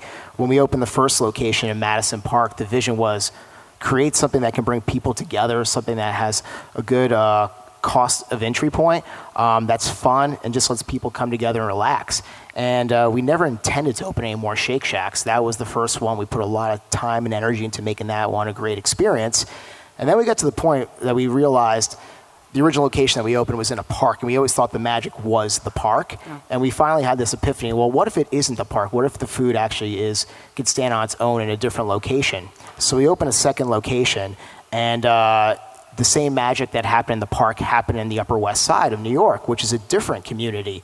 And we also took the time to really dial that location's menu into that neighborhood, work with local purveyors, and also take some of our food, a few menu items, take a percentage of those sales and donate them to the Museum of Natural History across the street. And again, we just wanted to do something great for that neighborhood. But then we kept thinking about it, and we said, well, maybe burgers can go out past New York City. And that's when we started to get the idea of slowly maybe expanding. And as we keep going, it's very exciting for me because I was a big foodie. I still am a big foodie. I love to go and get tasting menus and see like fine dining and that level of cooking and what it can mean. But at the end of the day, I do love a good burger. I do love a good simple roasted pork chop, and stuff like that is always going to be the food that I crave. And I think if you can now offer that food and make it accessible, but make it better quality, a little more exciting. And what I love about it is a lot more restaurants are opening up the fine casual segment. They're bringing their own personality. They're bringing different cuisine. It gets me excited because, again, I can get great food. It's a lot easier to get in, a lot easier to get out, and a lot easier on my wallet. And Rita, I was going to ask you about... Yes, as the mother of Nicolas Jamet, who's a co-founder of Sweet Green, I'm also chief mom officer. No, I witnessed, coming from the fine dining background, I witnessed with awe how taking the best part, I mean, most of the parts of a restaurant experience, but translating them into today's world, how a lot of people want to eat the type of food, the convenience of it, but not losing that quality. Also the local ingredients and all that, and then you get a success. It was born out of a need. 3 students were frustrated of not having enough healthy but good tasting, delicious food. So they said it was either healthy and kind of boring, bad, or it was delicious and super rich. So why can't we have both? So that's what they set out to do, and it really was born out of a need, and I'm marveling at this. Having said that, I love going to fine dining restaurants too. And all restaurants in general. Absolutely. Aaron, what do you think about fast? I mean, like, what's your take on that? I mean, my take on it is there are experientially, along the experiential spectrum, there is a place I'm going to be in for 30 seconds, and it's my concern there is efficiency. There's a place I'm going to be for 3 hours, and my concern there is fullness of experience, immersive experience. And I think that as long as the person who is orchestrating this experience is being true to themselves and presenting something that's authentic, not in terms of cuisine or in terms of concept or in terms of saying what is lacking in the market, but they're being the best at being themselves, those are the places that I want to go. So Bravo. I think Mark touched on this also, this notion of people injecting their personality into, in that case, fast casual projects. But I think that applies to the entire spectrum, where if you're having Casa di Sal, no one's going to make that restaurant better than you because you are the best at being you. And I think that my enjoyment as a consumer of restaurants in all of those different settings is all tied to touch on actually what Jimi said earlier about intentionality and clarity of vision. Lori, we want to talk about right now with ghost kitchens and now these new food halls coming up. Do you see a lot of business coming out of your way? The ghost kitchens a little bit, but the food halls are, I think it's a really interesting concept. I like the fact that you can bring a lot of diversity into one place and have your choice of eating. I think it's got pros and cons, like with everything. I think you lose the experience of eating out, and for me, like, I like eating out. I like sitting at a communal table. I like talking to people. I like having that experience of, like, what'd you have? Is it good? And, meeting people. For me, this business is very social, and I think sometimes with the food halls, it's kind of like you're grabbing and going, and I think it loses a little bit of, the experience of eating out. I'm going to ask you all, do you think that food halls are up the rise or going down? It's an interesting question. Yeah, I live very close to a food hall in Brooklyn, and I eat there probably once a week, if not a little bit more, because there is great diversity and all the different vendors that are there. The food is cooked at a high level, but I bring it back to my apartment and eat it. And I think the point about, like, losing out on a little bit of the experience, I think that's where my disconnect is with that a little bit. And again, I love them for certain things. Again, if I want the convenience, I want a lot of great options. If I want one thing, my wife wants another, we're happy to go to the food hall and find something that makes us both happy. But again, I think the experience is where I miss sometimes on those. Aaron? I agree. I think that if you look at Starbucks, for instance, and the need that it satisfies culturally for America is an important third space. So it's not your work, it's not your home, it's another place that you gather. And I think that food halls satisfy that to a lesser degree than traditional restaurants. Rita? I live in Harlem, and I wish somebody would open a food hall in Harlem. Any investors? So we're going to talk about a little hot topic now, and we're going to talk about proposed tariffs. I know, and it angers me. I guess it's going to anger everybody else, but tell us about your thoughts on that. Well, we're in a much better space now than we were 10 days ago, where this 100% proposal of 100% tariffs on a multitude of products coming from Europe. In my own world, it's champagne, would have been devastating, and everybody was scrambling to find what to do. Some people ordered enough champagne to last them a year here, which I didn't think was such a practicable solution. And then your accountant must be happy. And when people ask me, what are you going to do? What are you going to do? I said, what can I do? This is kind of a life-threatening, career-threatening. Like, maybe I should switch professions and do something else that doesn't involve importing goods from Europe. Then I have always a positive outlook. And say, hopefully somebody will come to their senses, because it's so huge that it just won't happen. So, and in fact, it got delayed a year because they decided to table. The two presidents decided to table, Macron and Trump decided to table this until the end of the year. There's another tariff, the 25% on selected number of wines and foods from Europe. And let's say in the wine category, if your wine is below 14 alcohol, in certain formats, etc., there has been an imposition of 25%. That has gone into effect. Really? It has, in October. And in the industry, not many people have reflected that price increase, waiting to see what was going to happen.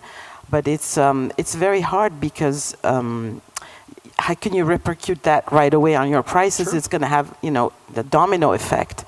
And these tariffs are potentially damaging not only for the manufacturer, the producers, also a host of whole industry levels, the importers, the distributors, the shops, the restaurants, everybody, the guests at the end of the day. And what people don't think about is that if these tariffs are in effect happening, then there are going to be counter, measures.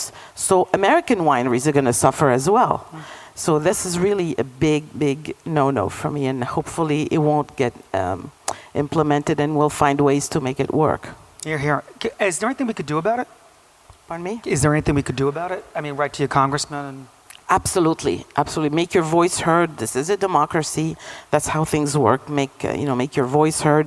There are a lot of movements online. There was a change.org petition on Facebook, which I think was very effective, where everybody, personally, I wrote to my friends and family, please, it will take you 2 minutes. Just go online and make your voice heard. Have you guys any thoughts on that with the tariffs? Would it affect, it's not going to affect any of you personally, but when you come down to going to a restaurant, seeing that increase. Oh, absolutely. I think with the restaurant business is very difficult as it is. So now with tariffs, it's just making it harder because now you're limited, you may be limited to what you're going to drink and possibly eat. The prices are going to go up, and it's hard enough to keep people in a restaurant, and now you're limiting what they can have. So I think it has a very, very big impact on all the restaurants. You guys want to share on something like that? I 100% agree. I feel like, costs are going up, labor's going up. And now if what you can actually offer, you have to kind of pare it down, and the experience changes, it narrows instead of widening, I think that can hurt a restaurant for sure. It's funny because the other night I went out to eat, and looking at that wine list, and it was just a very casual dinner, but not seeing anything under $75 immediately upset me. Like, it just ruined my dinner from the minute I sat down, because I didn't want to spend $75 on a bottle of wine. I wanted to spend $50 on a bottle of wine, but I was forced to do that. And if these tariffs go in, it's going to be like, it's going to affect everybody. So, yeah. Let's sign up, people. Sign up and fight. Tipping and wages. What do you think about what's going on with that, with the tipping and just increase in wages? Aaron? I think that it's a very layered issue. It's not a right way or a wrong way to approach it necessarily. I think a lot of people that have a tendency to explore other markets, let's say frequent travelers to Europe or Asia or whatever, where you've encountered what comes along with a service included mentality, and we've already seen what happens when USHG has tried to implement that, and in some cases had sort of mixed success. I think it's an important conversation to have. I'm not particularly entrenched in one camp or the other about whether it's a good or bad thing. I was a server for many years, and certainly I benefited substantially from the fact that it was that we were receiving tips, and I think the thing that feels most important about that topic, from my point of view, is being able to empathize with people in different settings, and I think that relates to the tariff also, and the conversations that were sparked by the outrage about that. It sort of gave us all kind of a common enemy. And so it was actually sort of a catalyst for unity in a way, because it was like everybody was speaking up at the same time and saying, that's such a great point. This is going to affect me in this particular way. And then another person says, oh, well, I didn't even think about that, because that same topic affects me in a totally different manner. But if we can have a conversation, a dialogue about how those ways are different, then it gets us to a better place no matter what. And just on all of you, think about with the wage increase, do you feel like you're getting better employees, or are they more demanding employees? Because they know they could get more if they wanted to, because the labor is so short. There's two sides. On the workers' side, $15 an hour.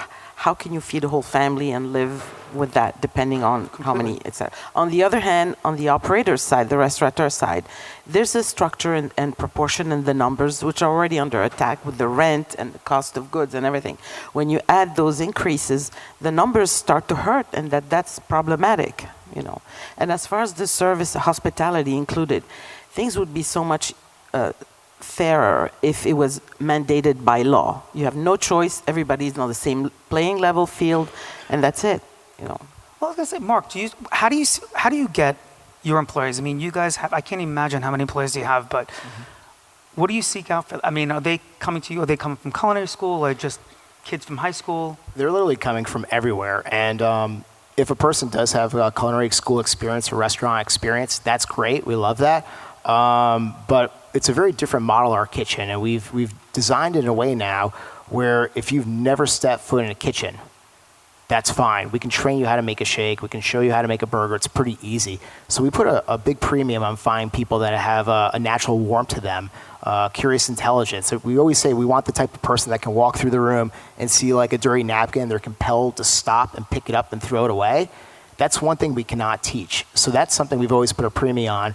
And for us, I mean, we've always paid a little more than like what the states mandate. And for us, doing that, we are looking for amazing people. We've been finding them. And our price point is a lower price point. The challenge for us is trying to figure out ways of working with our kind of management structure, our team structure, and finding ways where we can raise the price for everyone, but at the same time run a healthy business. Can I just say, I mean, it's funny that you were just talking about the younger workforce. At the school once, we had Mark Ladner do a class when he was at Pasta Flyer. And at the school, we always ask for recipes. So when I asked for his recipe, he gave me emojis. And I said, what is this? And he's like, I have to teach these young kids. They don't understand how to make my sauce, so I have to make pictures for them to understand. And I thought it was brilliant. But that was the mentality he had to go with, because he just wanted to make sure that it was adaptable for them. Any thoughts on what we're just talking about? You know, it's funny, Mark, so I'm embarrassed to say that last week was the first time that I ate at a Shake Shack. Sacre bleu. And it was in Madison Square Park, and it was after a very big hangover for a January Christmas party. So. Great time to always go. Yeah, See, great. Just like Andy Cohen, it's all coming right, out. Exactly. And I have to tell you that I was so impressed with the whole process, from standing online to the young lady who looked at me and knew I was lost and handed me a menu, to waiting for the burger and people actually talking to me and saying, I'm really sorry, but it's coming up in 2 minutes. And your staff was incredible. I was very, very impressed. That's wonderful to hear. And I mean, then again, that's it for us. If we're going to pay more, we do expect more from that person. And I think because they don't have to have that culinary background, it does open up the people that we can interview and find. And again, we found some amazing people that have never set foot in a restaurant, and they've grown into general managers. And that's what we look for. So again, we're hiring everyone, hoping that that person has what it takes to keep growing as we keep growing. That's great. Aaron, when you got, didn't you open up Chef Counter, or were you part of that opening team? I was part of the opening team, If everybody doesn't know, can you just... So it was a very large 4,000 square foot fast casual space on the corner of Spring and Lafayette, and it's basically a bigger sort of square-shaped space, and then a narrower space that used to be very expensive cold storage. And we sort of were thinking about ways that we could better utilize that space, and so set up basically rotating what started out as pop-ups but ended up being longer-term residencies through both of those spaces. They were all very experiential in nature. So the first one was with Oddfellows ice cream, and we created kind of a carnival scene where you stepped inside, and it's like the monkeys with the cymbals were doing this, and I don't know, everything was very sort of like Willy Wonka, very playful, and also very immersive. And the part that was that I was most proud of about that was, yes, it lived on Instagram and all of that stuff, but if you put down your phone and just lean into it, it was very fun as a human experience, you know. So I want to go into PR, and I know people who start restaurants, and we were talking about it earlier, what an expense it is. What is your feelings on PR? I mean, Rita, I want to talk about, especially we'll start with you with La Caravelle and years ago. Did you have a PR agency? Did you and Andre decide about it? Tell us how that process went, and then going down because it's important to hear from 4 different aspects of companies. We did have PR. We worked with several companies throughout the years. The only thing, we did not have to open a restaurant. La Caravelle was open already, although we had opened Sono, which was a French-Japanese restaurant. I think for me the key thing, in addition to getting the word out that you're here and you're serving great food and a great atmosphere with great team and hospitality, is also how you position the restaurant at the beginning. And I feel like if you don't position your restaurant or your business properly to attract the right kind of customers that you designed your restaurant for, you're doomed to failure. So that's really crucial in my point. Did you sit down with your agent and say, this is what we want and this is how you want to project it, and they had their responsibility to do that? Well, it was a two-way conversation. Yes, this is what we want. We want people to discover us or rediscover, which is trickier than to discover in a city that has the word new in its name, New York. On the other hand, I want to see what the publicist can bring to the equation, how well they understand us, how well they understand our concept, what we're trying to do, what we would like to do, what we do not want to do. In my opinion, where we had the best results is when the publicist, some publicists just blanket the town with press releases, and that's just not, see what sticks. Yeah. I'm completely against that. It's more targeted, even if you have less stories coming out, but powerful ones that are just putting the limelight on you and what you're doing. For me, that was the most important thing. Yeah. Aaron, what did you guys do at Chef's Club? It's funny you ask, because at Chef's Club, I occupied a little bit of both camps. I was both being, I was receiving pitches as a writer, and then was also sort of helping our PR agency frame them. And at first we had outside PR from a couple of different firms. Then we had in-house, and I felt like the only reason that was a success is because this was in the 3rd year of operation, and we knew who we were at that point. I think the first few years, it was very hard to have any agency understand what we were doing, because we didn't understand what we were doing necessarily. And I think once you have that clarity and you can clearly communicate that to someone else, that's when the good PR is possible. It's not only on the shoulders of the publicist or of the agency. It's also on the shoulders of the person to make sense of what's in their head and share that with other people. Absolutely. And I think it's a two-way street, too, because I know when I had, with my publicist, I made a point to talk to them once a week, if not twice, just to hear what they were doing and having this conversation. But, having your voice, I think sometimes, too, is like when I took over the school, they wanted me to be this. And I said, no, that's not me. This is me, right? Lori, so with having your business, with your family business, did you guys ever do PR, or you didn't need to? I don't think we did traditional PR. We have now hired someone that is... You did? We did. And your first Shake Shack, your first PR. We're so a day of first, isn't it? We're learning the importance of having your name out there, even though we are an established company. But just reaching out to all the different medias, I think it's been a challenge for us because it's not something we've been really comfortable doing or that we've been exposed to. But it's been interesting. I did a podcast with Shari, thank you very much, which was amazing, and doing this event. So, we wanted to go on to the next generation. So I think it's really important that you have PR and you're exposed. What was that pinnacle? Like, when did you decide to do that? When I hired my PR man. He said, you're doing it. And I said, okay. So you knew, you knew you had to do a broader outreach. Yeah, it was time. It's great having a showroom and it's great being known and in New York, but there's still a lot of competition out there, and you got to be fresh, and you can't let people forget who you are. So it's real important. Mark, what do you guys do? I mean, you're so big. Do you still do PR? We do. And PR marketing has been a big part of us from the early days. When we started to grow the company and we started our corporate office, the third hire was a marketing person behind our operations and culinary teams.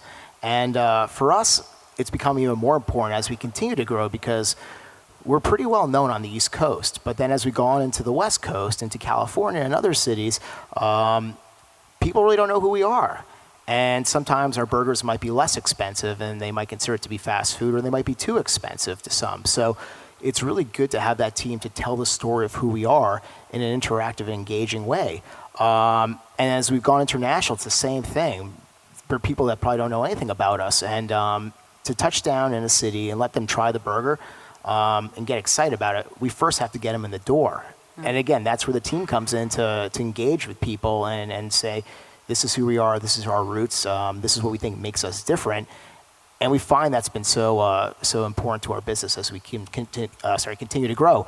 And even when we think we've told the story in certain cities and people know who we are, there's always new topics that come up. There's parts of our business that are always changing and evolving. So we just like to let our guests know what we've been up to. And we think it's just so important to keep that dialogue open. Now, is that because you opened up the Innovation Kitchen? Yes, to some extent. We recently opened up a Innovation Kitchen in one of our locations in the West Village. Has anybody been to the Innovation Kitchen? You have. And that's one of the things, because we were born out of a fine dining restaurant group, and when people ask us what makes us different, and we say, well, that's our thought process. And while myself and the culinary team, all we do is think about the food, there are other people on the team that think about what it sounds like, what it feels like, what it looks like when you walk in the door. And all those elements are very important to come together to make a great experience. And the Innovation Kitchen is kind of an extension of that. We've never actually had a kitchen to create our food out of.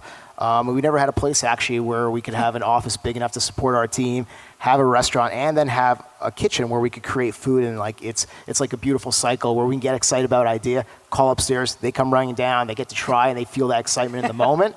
We've just never had that until last year, actually. So we've taken a step further, and in the spirit of innovation, the menu changes monthly. There's usually a different sandwich, different beverage, different custard item.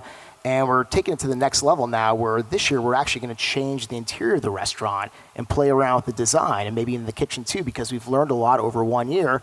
So now we kind of want to wipe the slate clean and put in some new ideas and test those out. Because again, we're still a pretty small company for who we are, and we just know we have not learned and saw it all. So we want to keep trying new ideas, throw them at the wall, see what sticks. So that's kind of the spirit of that location. And talking about that, you also do collaborations. I mean, you do so with the champagne. Do you do any collaborations with chefs in your business? Not really. I mean, we did a showroom event. I mean, I think we're going to start doing more. We'd like to get involved with doing some fun stuff, but it's hard. We don't have the space, and chefs are very, very busy. So. Can the general public come to you? Or no? Yes and no. I mean, we basically are wholesalers because we have one side of the showroom that's all sold by the case, and then the other side is you can buy by the piece, but it's very hard to deal with consumers just because we're not set up to can't come in and buy a ladle. It's just takes too much time. So we try to keep it more on the wholesale, or if you're going to buy at least $100 worth of product. You have a photogenic memory? Yeah. Don't remember any these of you people come. over here. They come in. Or all of you come. So I want to move into talking about restaurants, dining, we all love. What is your take on the 50 best? Hot new. 10 best. I'm going to go from here down. Mark. Do you think it's important? I like the fact that there is some recognition for some restaurants, and whichever one you really like, if you gravitate towards Michelin or 50 Best or opinion about dining, there's a lot of them. I love the idea of recognition. I think in the spirit of it too, if it pushes the chefs to kind of keep furthering the dialogue of what that type of food can be. I love that. And something I thought I've heard recently is that 50 Best has now said if you're the number one spot, you can't be the number one spot again. And for me, I'm kind of conflicted about that. I think it's good to kind of share the chance to get there because a lot of restaurants have occupied that for a while. But then on the other hand, I feel if you are just raising the game and pushing it, and you still are doing it at a high level, I still think it's fair that you do get that recognition. It's also a great morale booster for the team. It is. And but again, there's so many different ones coming out. Sometimes they're conflicting. But I do pay attention to them. I think they are important. Laura, do you follow that in your industry? Yeah. I love reading about all the best restaurants, and I think it's great because it's not just New York, so you can really, when you're traveling, I think it's amazing that you can pinpoint a restaurant that you have seen on a list. I also feel that it has some drawbacks because there's so many restaurants out there, and I think the ones that are publicized in certain places, everyone's gravitating to, and there's so many great restaurants that it kind of puts them on the back burner. So I think it's hard, I mean, I do appreciate it though. Aaron, do you follow that? Do you go out, do you specifically look at those lists and want to go dine at those restaurants? Definitely not. But tell us how you really feel. Absolutely not. But that said, a lot of the clients that I work with are very, very concerned with their placement on those types of lists because it has a huge financial impact for their business, and that it would be foolish to pretend that it's otherwise. So even if I disagree, for instance, with the existence of a Best Female Chef Award, what the hell does that mean? But the types, I feel like it's over compartmentalization a little bit. Well, I have to say, why does it have to be Best Female Chef? Why can't it just be Best Chef? Correct. Right? Yeah, it's like, why put a label on it? I think that what starts happening from the creative point of view is they start playing to the audience a little bit and compromising whatever you want to call it, their vision or their authorship of their projects by saying, well, if I cook in this particular way, if we structure our service in this particular way, if we charge this particular amount of money, we can get seen by Michelin. We can maybe make our way into 50 Best and so on. And I think that sort of dilutes the specialness of what those projects could have been in the first place. Okay. Rita? It's definitely part of the definition of a restaurant now. It's become part of it's an adjective. It's Michelin stars restaurant. It's part of the world. 50 Best. It's good to be recognized, as Mark was saying. And what the public might not always see is the huge efforts on all fronts that it takes to get some of these ratings.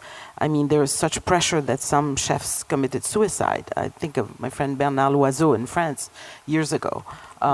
He committed suicide out of fear of losing his third star, which he didn't because it was so excellent. But it's a stamp of quality, excellence, recognition. The reverse is if you lose one, it's like it hurts. It hurts a lot. But yes, and also what was said before, I totally agree on 2 points. First, that the danger is that some restaurants start to change what they do and who they are to please the audience or people who rate them. And also, it's a great morale booster and encouragement for the team, because everybody has a part in it. The restaurant is not just the chef; it's everybody in there, and that's really big for me. I agree. And what's your take on competitive TV? Competitive food shows? On the rise, on the low? Do you watch them? Do you not? Is it like that 10 years ago to now? Just thoughts. Well, I watch some of the shows. I was watching Chef Table. I think it's really interesting to hear the stories. I think it gives you a better perspective of what these chefs have gone through and what they're bringing to the table. I agree. I think Chef's Table is brilliant. I've seen chefs that I didn't really know about, and preparation of their food and where they're sourcing their food, and how excited they get that you get excited because you really want to go to a place like that, where it's just where these chefs have such a love for what they're doing. But don't you think that they're moving towards that versus doing more competitive? And shows more of really understanding who that person is or who that restaurant is. Right. What do you think? Chopped and all of that Yeah. kind of stuff. Yeah. I mean, personally, I don't watch them. I do think that from a certain point of view, one could use a platform like that to get to the next step in their career, to further their career, to get outreach from potential investors, to connect with different collaborators. I do think that it has its merits from that point of view, and far be it from me to say that that's not good TV. I couldn't care less. It's not what I personally watch. Okay. Good. Well, I think there were both points in my life where I enjoyed them. I started off watching the competition shows because I like to see like what a person would think about given X amount of time with X amount of ingredients. And there was something fun and exciting about that. But moving on, I've really been getting into more of the narrative of behind a person. So it's not quite in that moment what they can do, but it's like who they are, how they got to where they're at, and like, you know, what their goals are. Like, how do they create this restaurant? How do they think about creating their own voice and food? And that's kind of been where I'm at these days. And you get to know them. You feel like you get to know them. Exactly. It's a combination of human study and sees people's reactions and motivations, and also it gives to the viewers a view into see what's happening behind the scenes, which people are very intrigued about.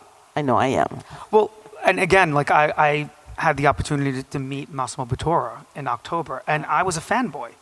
I literally was a fanboy. I didn't know what to say. I was kind of like stepping back while he's drinking his espresso, and it really because I just related to him from that show, and really felt like I wanted to know more about him and his family, and I got that opportunity. So I'm going to go into the diner as the critic. What's your take on that? You should start because you just went woof. It's a big question. This is one of the biggest changes that happen in the dining scene in general, is that the public is the critic now. Problem is not everybody's equipped to critique, but they have mediums to voice their opinions and views. Granted, it's subjective, but people lose sight of the fact that it's subjective. And that's a problem. Personally, I do go out a lot and I love dining. I also never ever write anything negative. Bravo. If I don't like a place, I don't go, end of story. There's no need to trash or do cheap sensationalism or get your frustrations out there. There are other forums for that. So it's hard. But on the other hand, if you can encourage and share with your readers or followers, if you can share what an extraordinary experience you had somewhere, yes, go for it. Do you guys do that? Well, I don't agree. I don't like anyone that writes a negative response. First of all, I think you're a coward if you can't talk to someone in the restaurant. I eat out all the time. I've had meals that haven't been fantastic, and I think it's you should be saying something to the restaurateur. Otherwise, you're doing them a disservice. By writing on Yelp, you're not helping them. You're just letting a bunch of other people think that this is not a good restaurant. And there are circumstances. It could be that 3 servers are out that day. The chef is sick. These are human people that are trying their best to put out a good meal. And you'll find that if you say something, I would say 9 out of 10 times they will come over and something will be done for you. That's just my opinion. And I think, with eating out, I've seen it a lot, so. I'm going to get your take, and we're going to go one last question.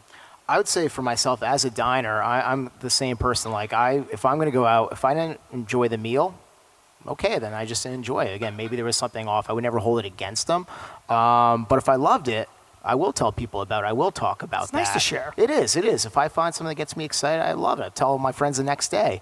On the other side of it, receiving it, we're always listening. We're always learning. I mean, once we're out there and we're cooking food and we're especially in the spirit of our new innovation location, we are putting ourselves out there for criticism, and we're always listening to it to see what people are thinking and feeling, and you have to filter it out. That's the other part of it, is you do have to filter it out, because there can be some people that can talk loudly where no one else is feeling what they're feeling. They're just very vocal about it, and they maybe have a big platform to chat about it.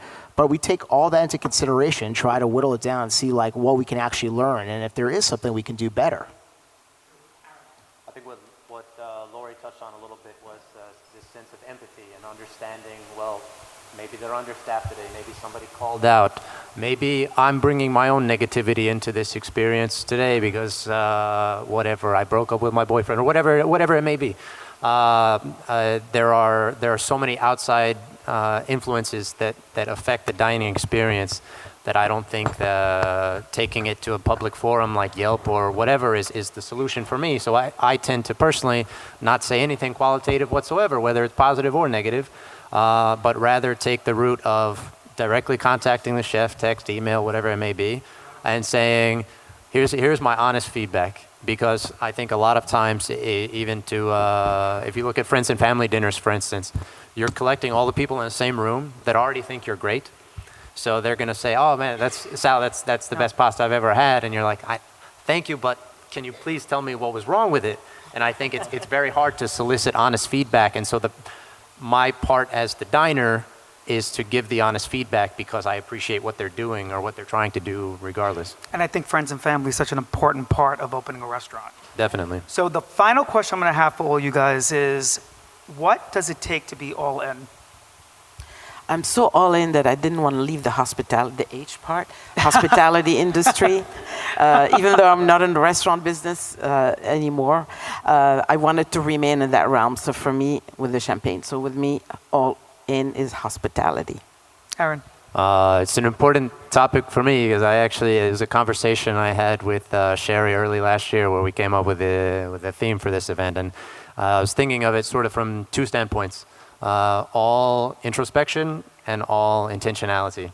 Intentionality being what was spoken about earlier with the design, but I think if you are clear in your sense of purpose as a professional in this industry, and you also do, as Melanie said, take a look in the mirror every once in a while and have a conversation with yourself and sort of take stock of where you're at, what you're learning, what you need to learn, and so on, then that's how you reach a place of real hospitality.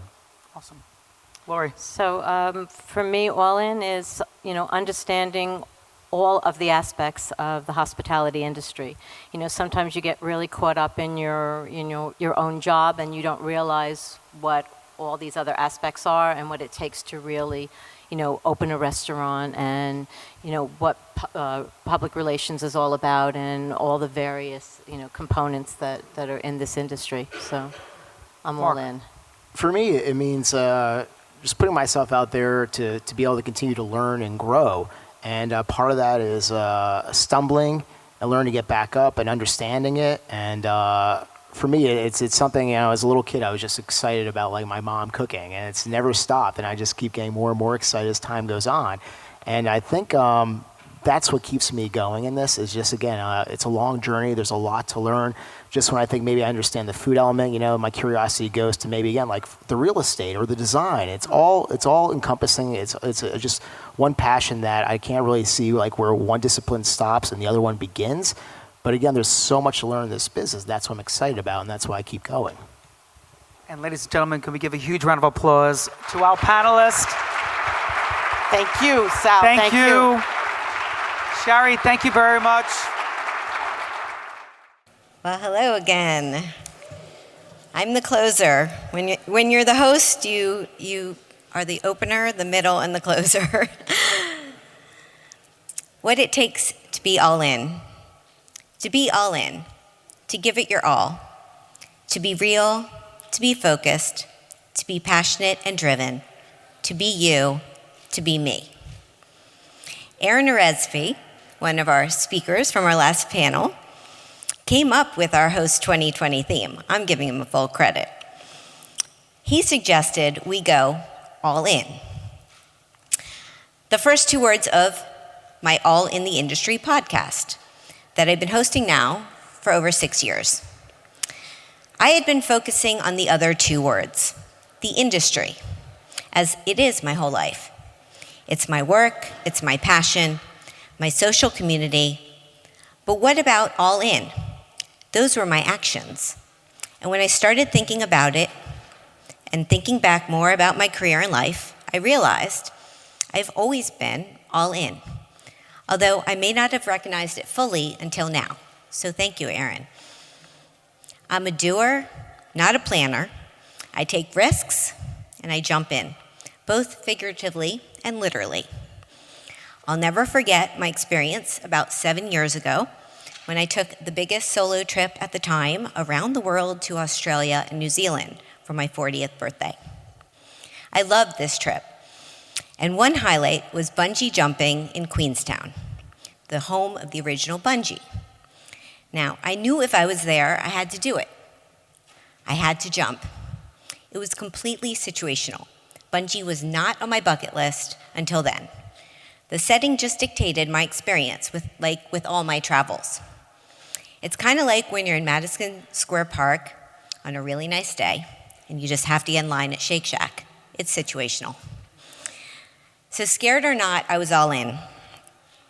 I signed up, signed in, and signed off, and it was my actual birthday. After I was led onto the Kauaru Bridge, which had a large spectator audience who were not jumping, but watching and cheering along, and my legs were tied to the cord, I wobbled to the edge, looking down over the water, and the countdown began. Smile at camera left. Wave at the right. And now, 3, 2, 1. Oh my, wait, I'm supposed to jump next? What to do? I heard the voice in my head saying. But in that split second, I knew what I had to do. I had to go for it. So I opened my arms up to the sky, took a deep breath, and took a giant swine dive into the air, going against every impulse my body had. Now, if I was a regular TEDx speaker, I'd have the video above for you guys to see, because I do have this on film. But trust me, I did it. And then I bounced and I swung, and eventually I landed on a yellow raft waiting for my arrival below. And guess what? Not only do I live to tell, but I had the biggest high I've ever had in my life afterwards. I went against fear, and I won. I was determined and driven. And the next day, I went skydiving for the first time. You know, YOLO. And I tell this not to say you need to experience A.J. Hackett bungee or skydiving, even though I would recommend them both.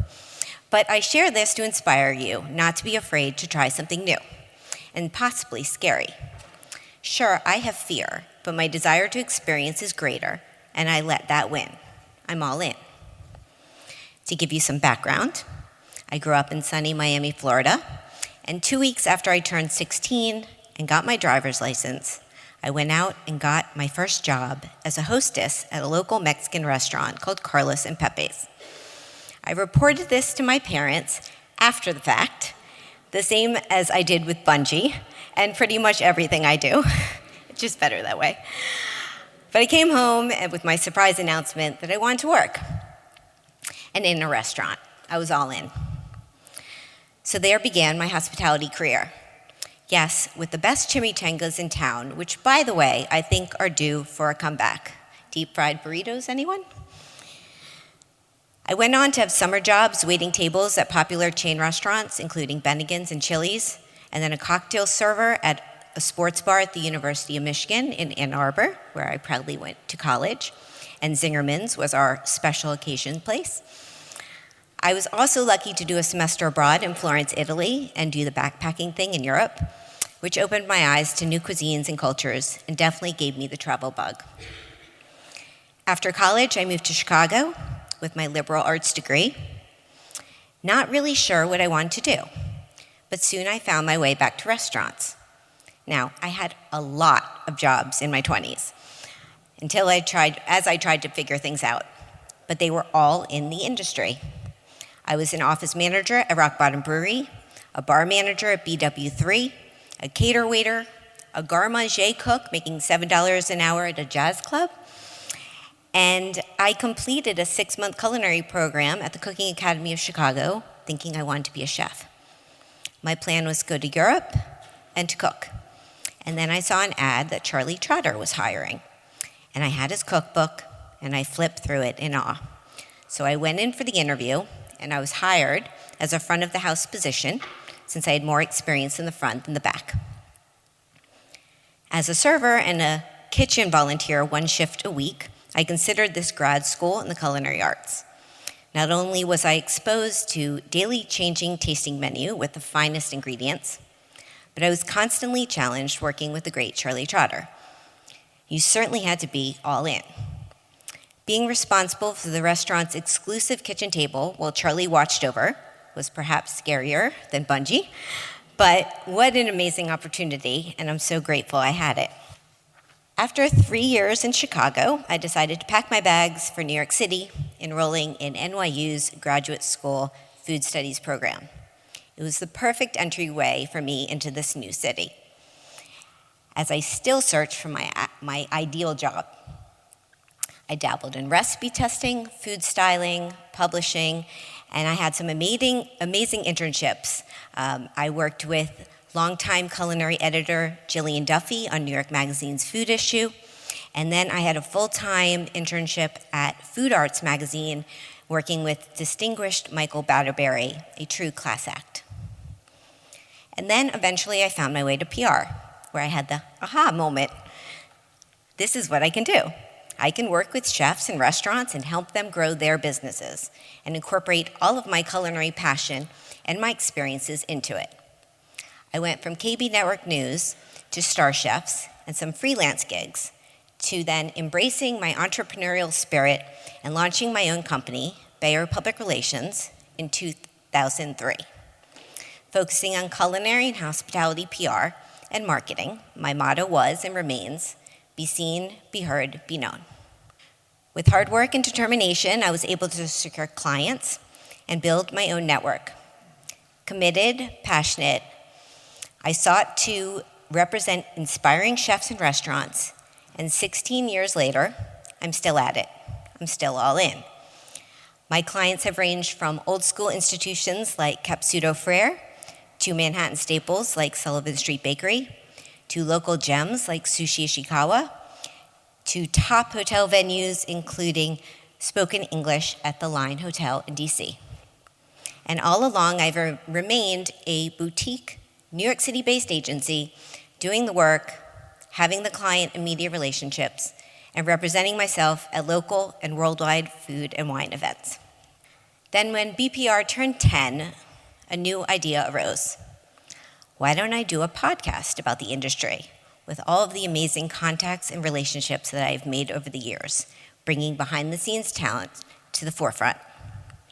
And so I reached out to Aaron Fairbanks, former executive director of Heritage Radio Network, and pitched a new show, taped a pilot, and was given the green light, which I'm so grateful for. Starting in 2014, you could find me, and you could still find me, almost every Wednesday at 4 o'clock at Roberta's Restaurant in Bushwick, Brooklyn, doing my live show, All in the Industry. As host and producer, I dove in. I came up with my little bits: PR tip, speed round game, industry news discussion, solo dining, and the final question. Plus the interview, of course. And I discovered that I really liked being on the other side, asking the questions and hearing others' stories, and being a part of the HRN family with Katie and Kat and Hannah and Matt and all the fellow hosts and engineers. It's a fabulous crew. I started my podcast as a side passion project, and I've been humbled by who I've had the opportunity to interview, from Danny Meyer to Danielle Ballou, Massimo Bottura, Thomas Keller, Florence Fabricant, Ruth Reichel, and of course, Drew. Now, 239 episodes in, you could say, I'm all in, and I'm not stopping yet.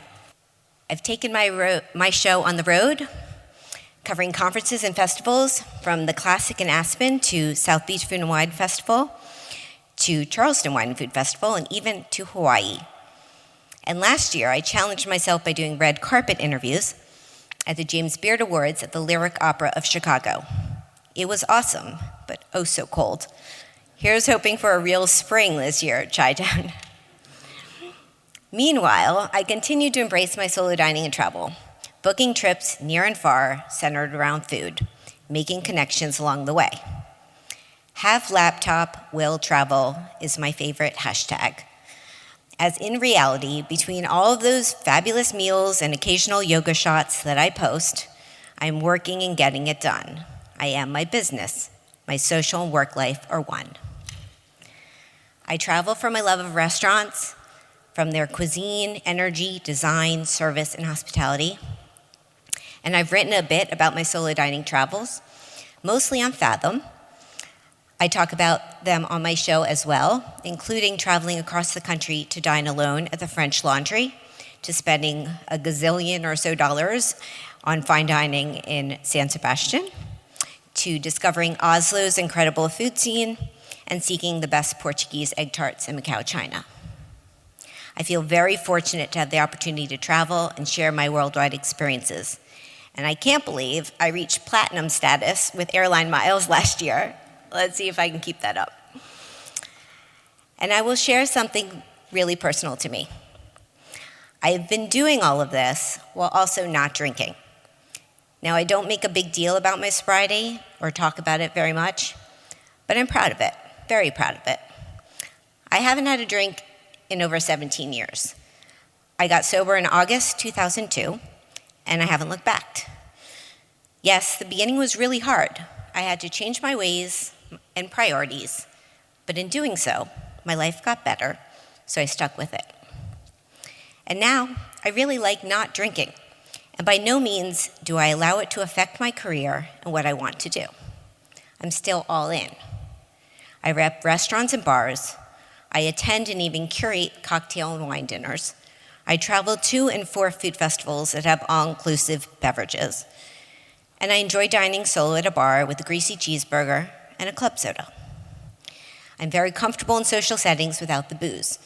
And I have found over the years that most people don't even notice or care that I'm sipping water. There are, however, always those awkward moments that don't seem to go away, such as being sent out complimentary bubbly as a nice gesture while dining out, finding only alcoholic drinks at events, so relying on my own bottled water. And my favorite may be that after telling clients or colleagues that I don't drink, the response is, "Even wine?" I can't tell you how many times that has happened. Yes, even wine, it counts. Nevertheless, I know our industry has been changing, and not just with more thoughtful and delicious zero-proof drinks on menus, which are great, but there's now more of an open dialogue about sobriety and health issues and support awareness and realness, recognizing that not everyone wants to imbibe. It's nice to see we're going in that direction. So we come to today, the concept of bringing my show to life and connecting the industry. When I first shared this idea back in March 2018 with Keith Durst, one of our panelists, amazing panelists from this morning, I asked him what he thought. And he said, it sounded great. We'd support that. And so I was all in. H.O.S.T was born. Well, I didn't have the name yet, but the seed was planted. Let's come together for important conversations in a conference setting. But let's have a party first. So last summer, we celebrated 5+ years on the air with my All in the Industry show here at the William Vale on their beautiful rooftop. If you haven't been up there, you should go. Well, there's an ice rink up there now, but you should go. We announced that we'd be doing this summit. Let's take the dialogues that I was having with industry leaders on air to real-time talks on stage in a room of good energy. Let's make contact away from our phones and computers and create a forum for an exchange of ideas with fellow food and beverage professionals, igniting conversations over fabulous eats and drinks. A conference for the industry, by the industry.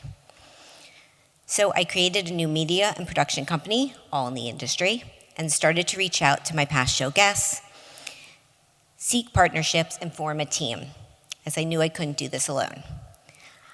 And I was humbled by what I received. You were all in. And then the name came to me, H.O.S.T, Hospitality, Operations, Services, and Technology. 4 big pieces of our industry's puzzle that make it what it is today. Hospitality, how we treat one another. Operations, how we function and make systems work. Services, all of those invaluable extras that bring value to what we do. Technology, how we've advanced in a modern world. And host, a person who receives and entertains other people as guests or hosts. And that's me. Today is about learning, listening, and uniting, smiling, hugging, shaking hands, exchanging business cards, and maybe even an Instagram selfie. It's about putting LinkedIn to life, Facebook to real faces, and smiles to the voices behind them. It's a summit plus social because it's meant to educate, inspire, and be fun and interactive, like our industry. I hope that's what you all get out of today. Sometimes I wonder how I got here. What pushes me to do and be more? I know it comes from within, but why do I do this? And us? And why do I think this and us are worth the investment? I never studied PR or podcasts or radio or conferences, mind you. I'm just someone who jumps in with ideas and is willing to do the work and figure it out and ask for help when I need it.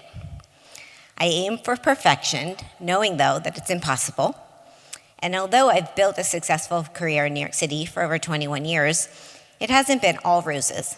There have been many disappointments, stressful times, collection issues, and restaurant closings, as this industry is hard. But you have to be all in to make it. There's no half in hospitality. It's in or out. And probably, like many of you, this industry just sort of grabbed me and made me all in, and I'm glad it did. So I stand here today, completely humbled and grateful for each and every one of you. I look out at the familiar faces, and I'm so very thankful for the relationships that I've made over this crazy career of mine, as you are my industry family. Thank you all for being here with me and with us and being all in.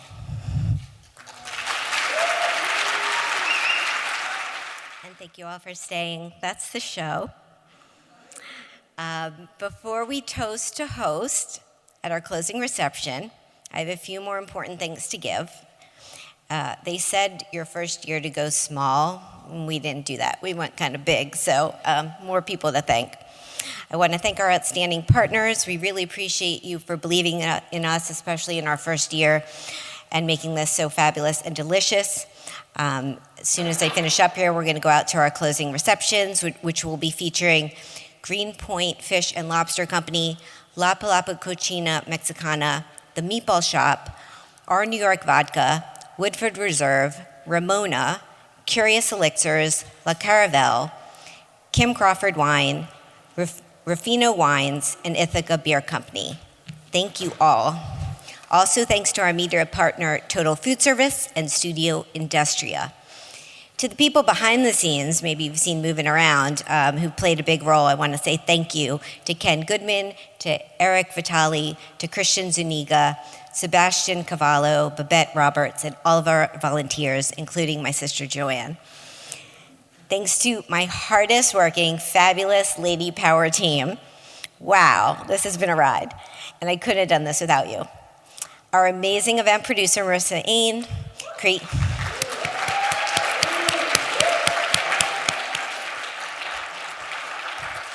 and creative director Carla Siegel, who all of this branding is Carla, all Carla. And a fabulous team. Erica Filer,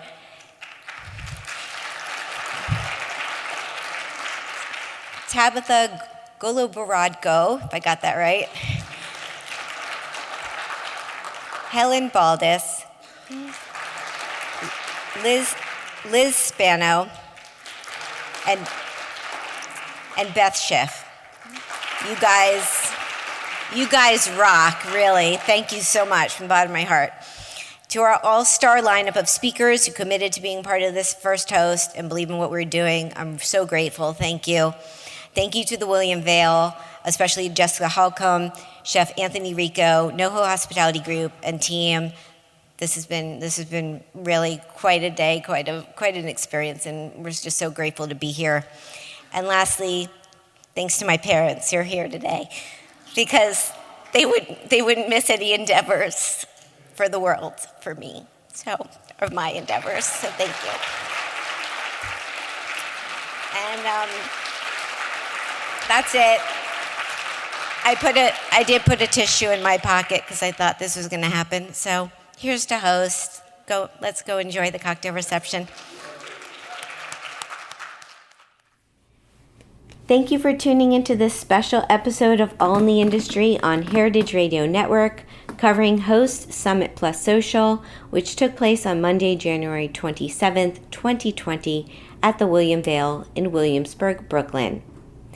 Many thanks to my fabulous team, our fantastic panelists and partners, and everyone who joined us for our live event. It was a truly special day. Thanks to the Heritage Radio Network team for their amazing support, including Katie Mossman-Wadler, Kat Johnson, Hannah Forden, Dylan Hewer, and Amanda Wang. For more information about H.O.S.T, please go to allintheindustry.com and stay tuned for our video coverage.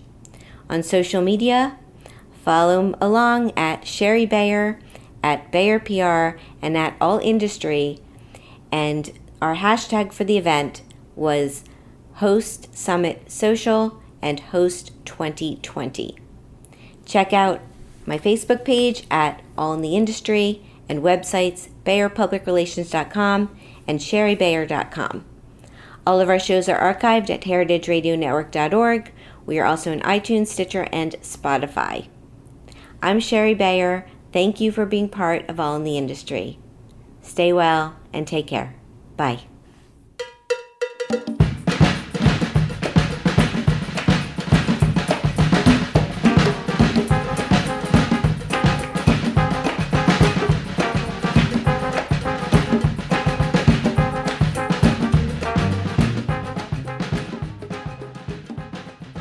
All in the Industry is powered by Simplecast. I'm Sherry Bayer, and you're listening to Heritage Radio Network, a member-supported podcast network broadcasting over 35 weekly shows live from Bushwick, Brooklyn. This year, HRN is celebrating 10 years of food radio. For the past decade, we've been taking you behind the scenes of farms, restaurants, breweries, school cafeterias, and more. It's been 10 years, and we're just getting started. Learn more at heritageradionetwork.org.